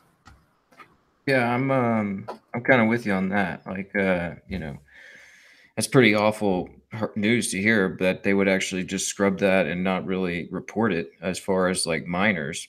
But I mean, like the problem is a lot worse than like minors. I mean, yeah, it's like the human trafficking problem is like pretty big, man. Like, I mean, I come from an area of the country like near Louisiana and Texas where that is really a big problem. And there was major busts there several times as far as like human trafficking goes, where there's like basically a business, yeah, of hotels, motels, and Backpage. And, you know, you see these ladies on there with like huge tattoos, which is like usually used to track these individuals. And if they are accepting crypto to do this type of business, it's usually through their person controlling them. And, you know, it's as much as, you know, like we're like, yeah, women's right to choose, you know, and it's just like, even people with the whole money laundering thing is that, and it's just, but there's a lot more seedier stuff going on with that whole side of stuff. And it's like the greater percentage. I mean, it's with, I don't know, I haven't been out to Vegas or LA where, you know, somewhere where there might be like an environment where there's like actually a madam that, you know, protects the women and, you know, doesn't, you know, take advantage of them and all that sort of stuff, because that whole thing is so, yeah, it's just like it's a nightmare. So, yeah, that's some pretty disgusting news. I mean, like, as far as like scrubbing the whole minor thing, but it's also just a pretty disgusting subject, and it's something where if you're trying to defend that, you're not understanding the whole meta game on that side of things.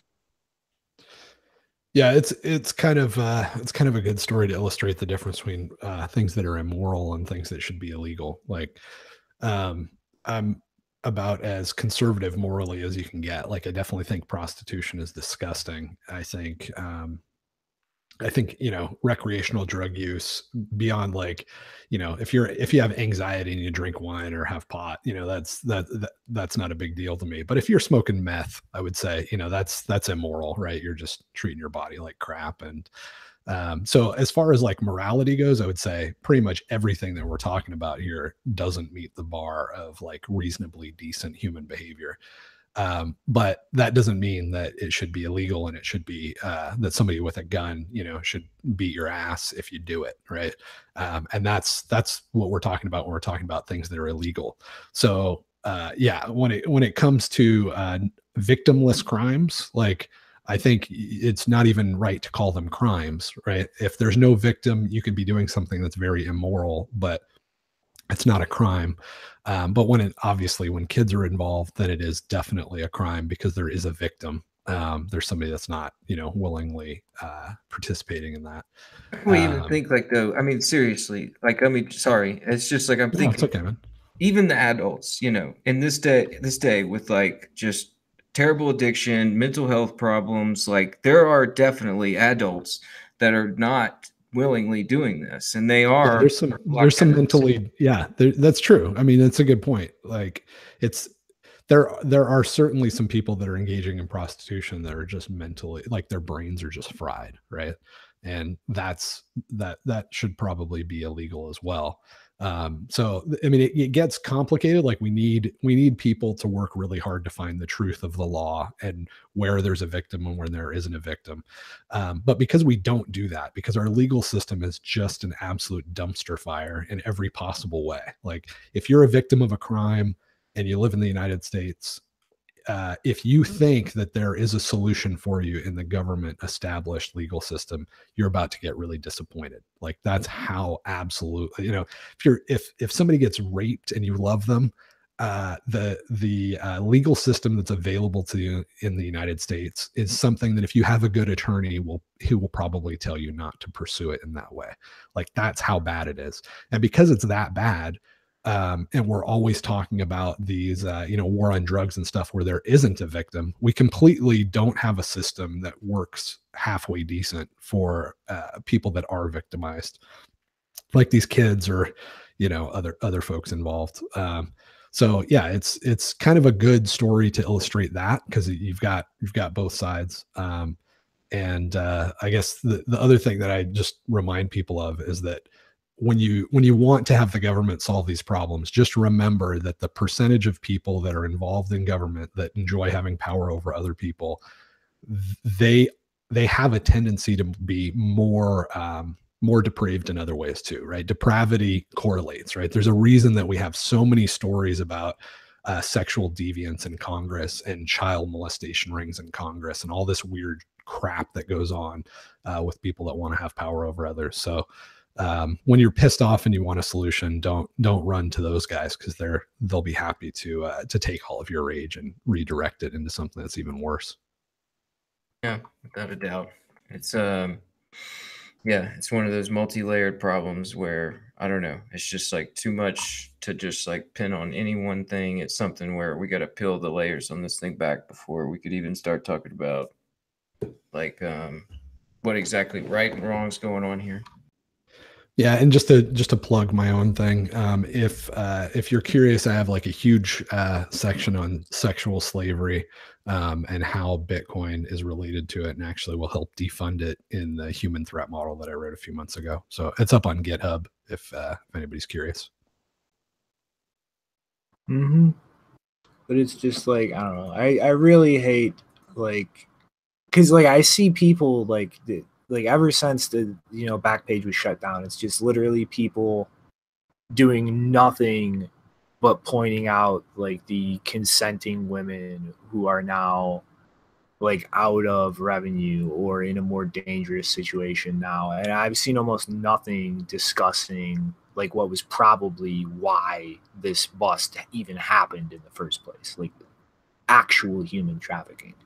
And it's like, it just kills me when you see people just in like it's like they just inject that partisan mentality that's dominating everything in the world into it, and only this side, only this. There's no nuance. There's no spectrum here. Yeah. And it's like, that's not how to approach situations like this. This is not how to approach any of these kinds of developments that happen in the space, because I mean, it's just not intellectually honest. Like, Bitcoin is here to stay. It is going to keep growing, and there is good and bad that is going to come of that. And like, we can't just sit here and ignore the bad and refuse to deal with it and just kind of gloss it over and just like only look at like the good. Like, that's just not how reality works. And it's really important to step back and recognize that, like, hey, put your virtue signaling aside for a second. Like, I don't think it's a bad thing at all this company was shut down. I think it's bad, like, some of the consequences it created for people. But given some of the things that they were actually facilitating, like, I am happy this company is gone. Like, something else will take its place. But the shit that they were doing there, or facilitating there, is just completely unacceptable on any level whatsoever.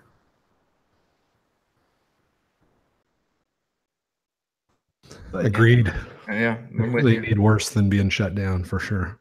If there's truth to what, you know, if they really are facilitating that sort of stuff, and it sounds like they are, but we got to also keep in mind that we can't really trust the investigators at this point. When we do know what's going on with chain of evidence, half the time it turns out that shit's been fabricated. So I guess we should always keep that in mind also. But yeah, it's just like, I mean, yeah, I don't want to keep expanding on this like too much, but it's like, yeah, it's like everything. I mean, right now in the news, there's like definitely a narrative that's being pushed and information to follow it, and you know, it's cloudy times. That's why we need Bitcoin, why we need all this, you know, a way to figure out to read the signal through the noise on all this stuff, because you know, we got to have important discussions, and a lot of that is based on solid information, and right now it's hard to find. I mean, yeah, all right. I'm going to just do it. Shinobi segue. All right. So what's going on in Washington? One county is engaging in mining moratoriums. Another is giving Bitmain the go-ahead for the Ant Creek subsidy mining farm. And it's actually really short, but a lot of little nuggets packed in here. So they're going to lease 10 acres with an option to buy after 1 year, but were turned down on a clause that would have put another 30 additional acres up for purchase. And during one of the hearings over this is actually a lot of blowback. There were people pretty much against this because of the fact that it's just extracting wealth, in their opinion. Like, miners are just paying for the electricity, generating these Bitcoins, and not really trickling it out into the local economy. Another person was actually removed from the hearing. I believe, based on the way the article is written, it's the man who also was against this because it's not used for legitimate business, air quotes. It's simply used for transactions you want to hide from the law and speculation. And so, like, this is getting a go-ahead, and this is going to happen at the scale, but there is a lot of, like, I don't think I've ever seen a preemptive case of a population like getting angry or upset over a mining operation moving to the area. And I don't know, I just think it's kind of interesting that kind of reaction is like building up. I mean, to shill the sovereign individual again, which I hope all of you read on hiatus. They discussed the Luddites, I guess you could say, or they actually literally say in the book, that would kind of fight the changes technology creates in the world.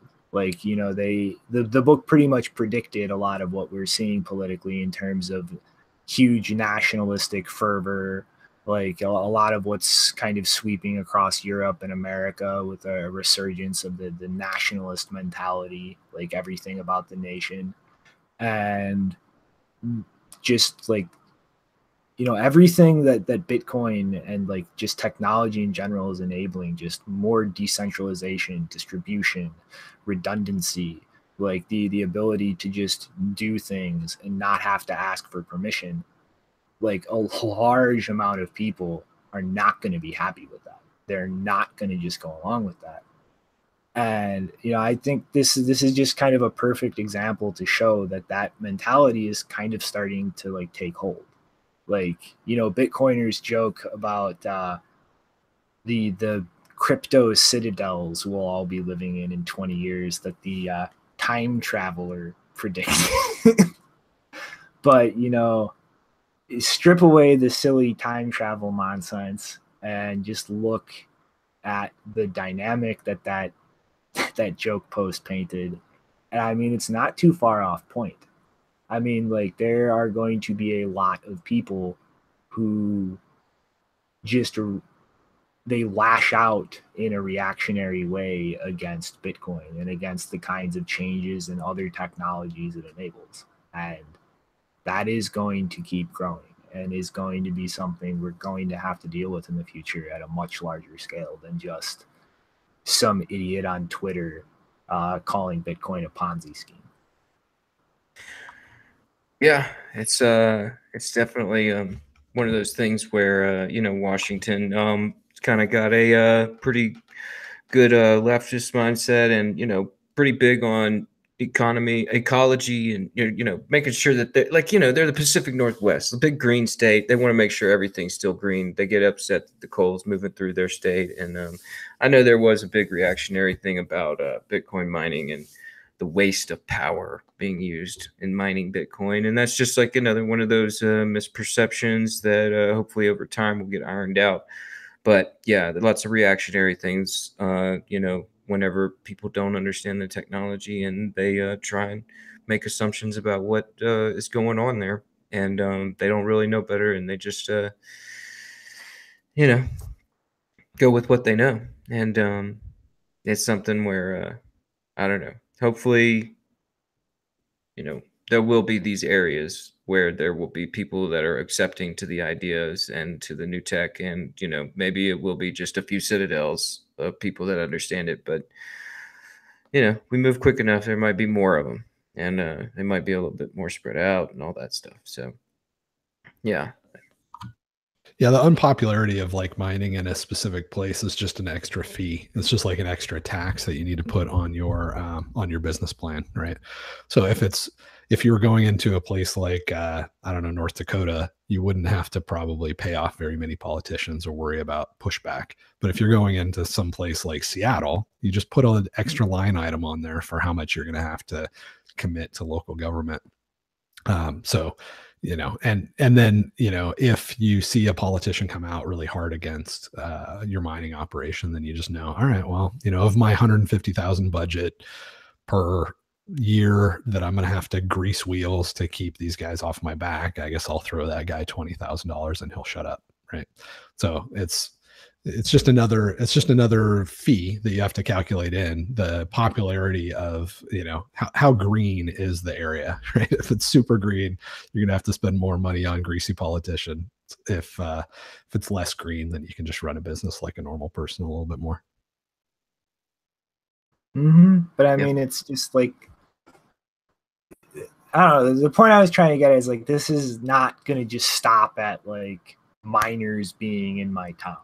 Like, you know what I mean? This is going to steamroll. This is going to be like, why is that app on that phone able to be encrypted?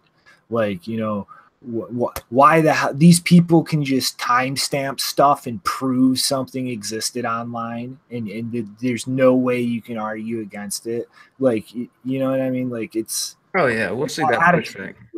It will grow to encompass everything that derives from Bitcoin and developments in this space. Yeah, we got a long way to go.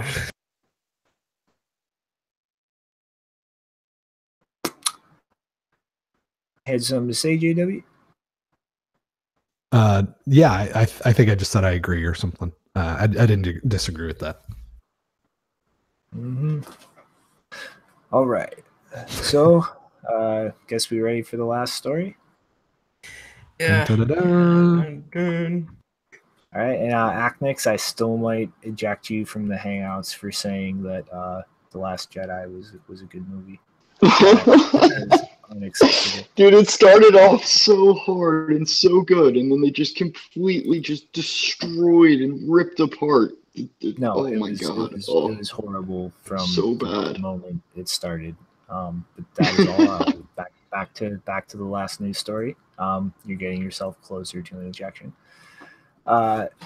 So a 111, a company out of Tokyo, is claiming that they have developed 7 nanometer Bitcoin ASICs. They're calling it the Kamikaze, and claiming a 50% power savings and 4 times processing speed of current generation of chips. And so I will explicitly say this because a while back when we covered Cyan, which turned out to be a mining scam, do not give this company, if they ask for any money whatsoever based on us talking about it.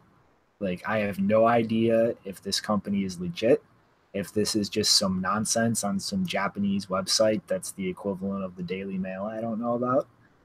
But yeah, so that said, yeah, they're claiming to have made the next generational jump in chips and are planning on trying to expand this out by the last part of this year and early part of next year. And I guess, yeah, if this is not a scam and this is legit, Bitmain is just getting kicked in the dick one after the other. Halong comes along with fucking overt ASIC boost. That's going to continue developing. We might expect to see eBang start expanding a lot bigger, considering they're also partnered with Samsung. GMO in Japan is slowly starting to bring hash rate online, and I believe, if I remember correctly, are also shooting to develop 7 nanometer chips. So yeah, this is, if not a scam, excellent fucking news in the long term. Cobra, I think you have something else to eat crow about. No competition. What was that? Change the proof of work because Bitmain is hopelessly in control forever, no matter what. No. Yeah, it's good to see the competition ramping up like this, but like we're saying, it's just a release on a Japanese website. Don't go make a financial decision based on it, but it is like one of those things where it's just you know, the mining information, all these chip manufacturing, everything's close to the chest till it comes out. So it's not surprising that it's not that much information, but it's good to see the competition coming in. Yeah, this is what's nice about economics, is that you don't have to know exactly what's happening in the market. You know, none of us knew anything about this company and that they're working on 7 nanometer chips. Whether they are or not, you know, is yet to be seen. But we didn't need to know that in order to know that the solution to Bitmain was just to let time go by and let them enjoy large profits, right? Everybody that wanted to find a way to cut down their profits or wanted to find a way to cause like confusion or chaos or make it less profitable to manufacture ASICs, they were just wrong by definition, right? Like we didn't need to go out and like interview people or do surveys or try to get like empirical data. We could just know, no, that's not how the universe works, right? 2 + 2 is 4. And if you want competition, you need there to be lots of reliable profits. And Bitmain has had lots of reliable profits. So we could be absolutely positive that there was going to be more competition, that it will continue until those profits get dropped to near zero. And that's when we have a commoditized marketplace. And that's absolutely where we're headed. 7 nanometers is as small as we can do as humans, right? Like I don't think that there's ever been a chip produced that's smaller than 7 nanometers. which is crazy. It's like 1,000th of a red blood cell, I think. So it is pretty incredible what we can do now. But that's it. Like everything that's been happening up until now with Bitcoin mining has been trying to get to the absolute height of human capability. If these guys are legit, we're finally there. And then the next thing is for it all just to get cheaper. So we just need to be patient, and it's going to be all good. Mm-hmm. All right. So who's got some thoughts to load? Sadly, we aren't going to have any from Janine because her internet sucks where she's at. Hopefully that's not a problem next time. All right. So, yeah, I've got this final thought. I saw this blip come up last night on Twitter, and it's a story about a mayor in Louisiana who wants to pitch an ICO because their town is strapped for cash, and it's one of those things where it is like, yeah, it's kind of laughable about the way they're trying to do it and everything, because right now it doesn't quite understand what the use case would be for the token other than to raise money for the research and development of their living lab of blockchain, quote unquote. And, this is something where it is kind of laughable, and we can joke about how, it's kind of crazy. But, coming from that part of the country, it is something where it's like I take this idea seriously as far as creating some sort of sustainable regional economic model that's going to help people out and, people like where I'm from. And it's just one of those things where we got to get the model right. And I mean, like, you kind of got to be in the right, like we're saying, you got to have the right people you're talking to try and understand this tech, to try and build that model. And, it's one of the reasons why I'm here in Colorado trying to do this stuff. And it's something where, like I'm saying, these things, yeah, they're laughable and all, but, I don't know. It's something where I think that there's a reason why he's like reaching and grasping for something. And it's because there is a lot of poor people in our country, a lot of uneducated people in our country, and it's hard for them to get through all the noise to find a signal where they understand like what exactly they're working with. It's something where I think our country is going through a lot as far as like, is this are we like this or like that? So we're kind of up in the air about a lot of different stuff as far as laws and legislation in different states. And I don't know. I just think like we get beat up down there because, everybody's not exactly living that healthy and they're not that smart. But, there's a real problem going on there within our own country. And, I think we can work to solve that and maybe not laugh so much at everybody's attempts to try and fix their problems. I have to laugh at this one, Rick. Like, this is making the exact same like fundamental flaw that Berkeley was in their idea. Like, you're trying to ICO because you aren't bringing in enough money and expecting people to give you money. Why? Like, people invest money to make money. If you can't even bring in the revenue to cover your shit, how are you going to bring in the revenue to cover your shit and net investors a profit? Like, it makes no sense. Yeah, it's laughable in its description to try and solve the problem. But I don't think, like, just like we were saying with JW earlier, it's like I could try to play this, political game as far as like you don't want to be too mean to anyone because you don't want to discourage them, especially people that really need the tools to do this sort of thing. But see, like, Rick, the reasonable thing, if you're going to try to solve your problems with crypto, is grow some balls, realize that if you don't time the market right, you're going to politically commit suicide, and devote a small portion of funds into Bitcoin and leave it there for a while. I mean, it's like, that's about the most rational thing I have seen proposed as far as governments using crypto for financial stuff. I mean, it's like, aside from that, like, what are you doing? Yeah, but it's just so stupidly misunderstood down there that you got Arkansas governors who are claiming they're mining Bitcoin to try and track the criminals that are using Bitcoin. Like, I mean, it's just, yeah, it's really a bad situation. But I just like think that, coming from a place where, you're not that smart, don't, I don't know. It seems like you're kind of pushed down into like, don't even research it because you're not going to figure it out. And, you know, I don't know.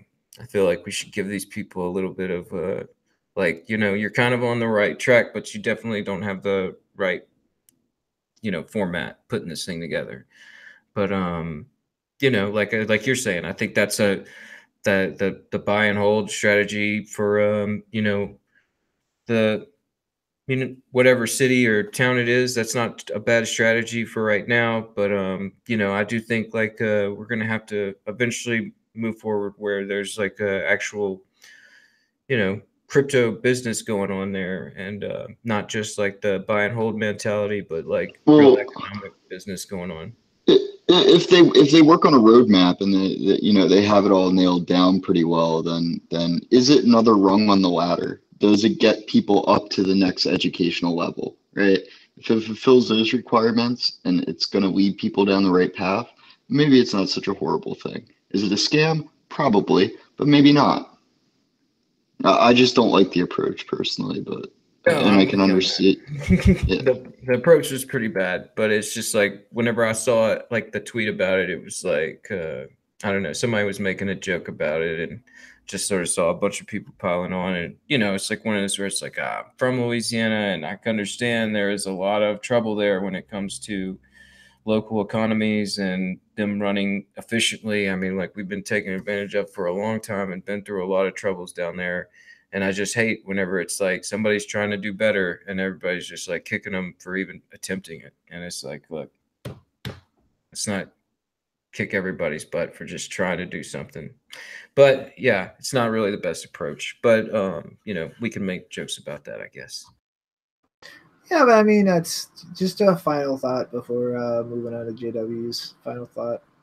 Or, well, my final thought on this before his final thought period. Yeah. But yeah, it's like it's a little different with something like this because you're not talking about like an idiot running off and putting their own money into something stupid. You're talking about a government with a bunch of other people's money doing something stupid with it. Like, you know what I mean? So it's like in that situation, it's like, yeah, don't chase him out of the space, but like you kind of have to be like, dude, that's retarded when they're talking about doing something retarded with a shit ton of other people's money.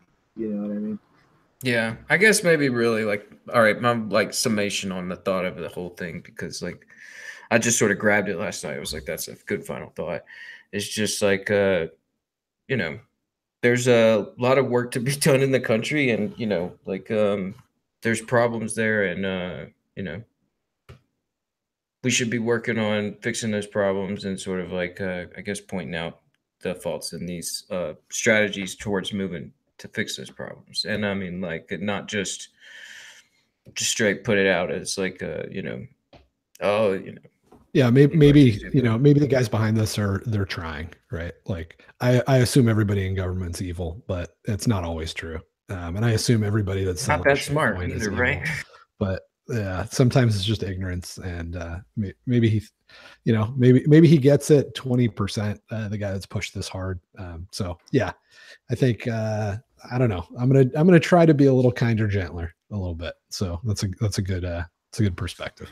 Yeah, like I'm not trying to say that they are smart for like, because somebody in the chat just said like, are you saying anybody, the government's smart about this? Like, no, there's a reason I moved from Louisiana and started talking about this here in Colorado, because I know they're not that smart. I'm trying to just like, yeah. All right. Yeah, I get it. All right. Inner fascist time. All right, we're going fashy. JW, final thought. All right. So I'm really curious, especially people listening, find that tweet wherever it's at. It's just Weatherman I am is my Twitter handle, and answer that survey. I would really like to know how many people think that that Bitcoin is currently the only reasonably secure blockchain, and that only one thing can act as money, right? There's implications of those two things if you believe those two things, but that's basically like my investment thesis, right? So if so I'm curious how many people agree with both of those statements or just one or the other. I imagine, you know, one or the other or none is going to be pretty popular if you know, if you're Ethereum fan or a Litecoin fan or whatever. But yeah, answer my survey. That'll help me get a better beat on what's going on. All right. Acnix, any final thoughts from you? Yeah, sure. So I've been putting out a lot of content on my Twitter account, and a lot of which is probably pretty heavily shadow banned. So it kind of is a kind of a precarious situation digging through that, and it's just a mess. Bear with me. I'm trying to get it fixed.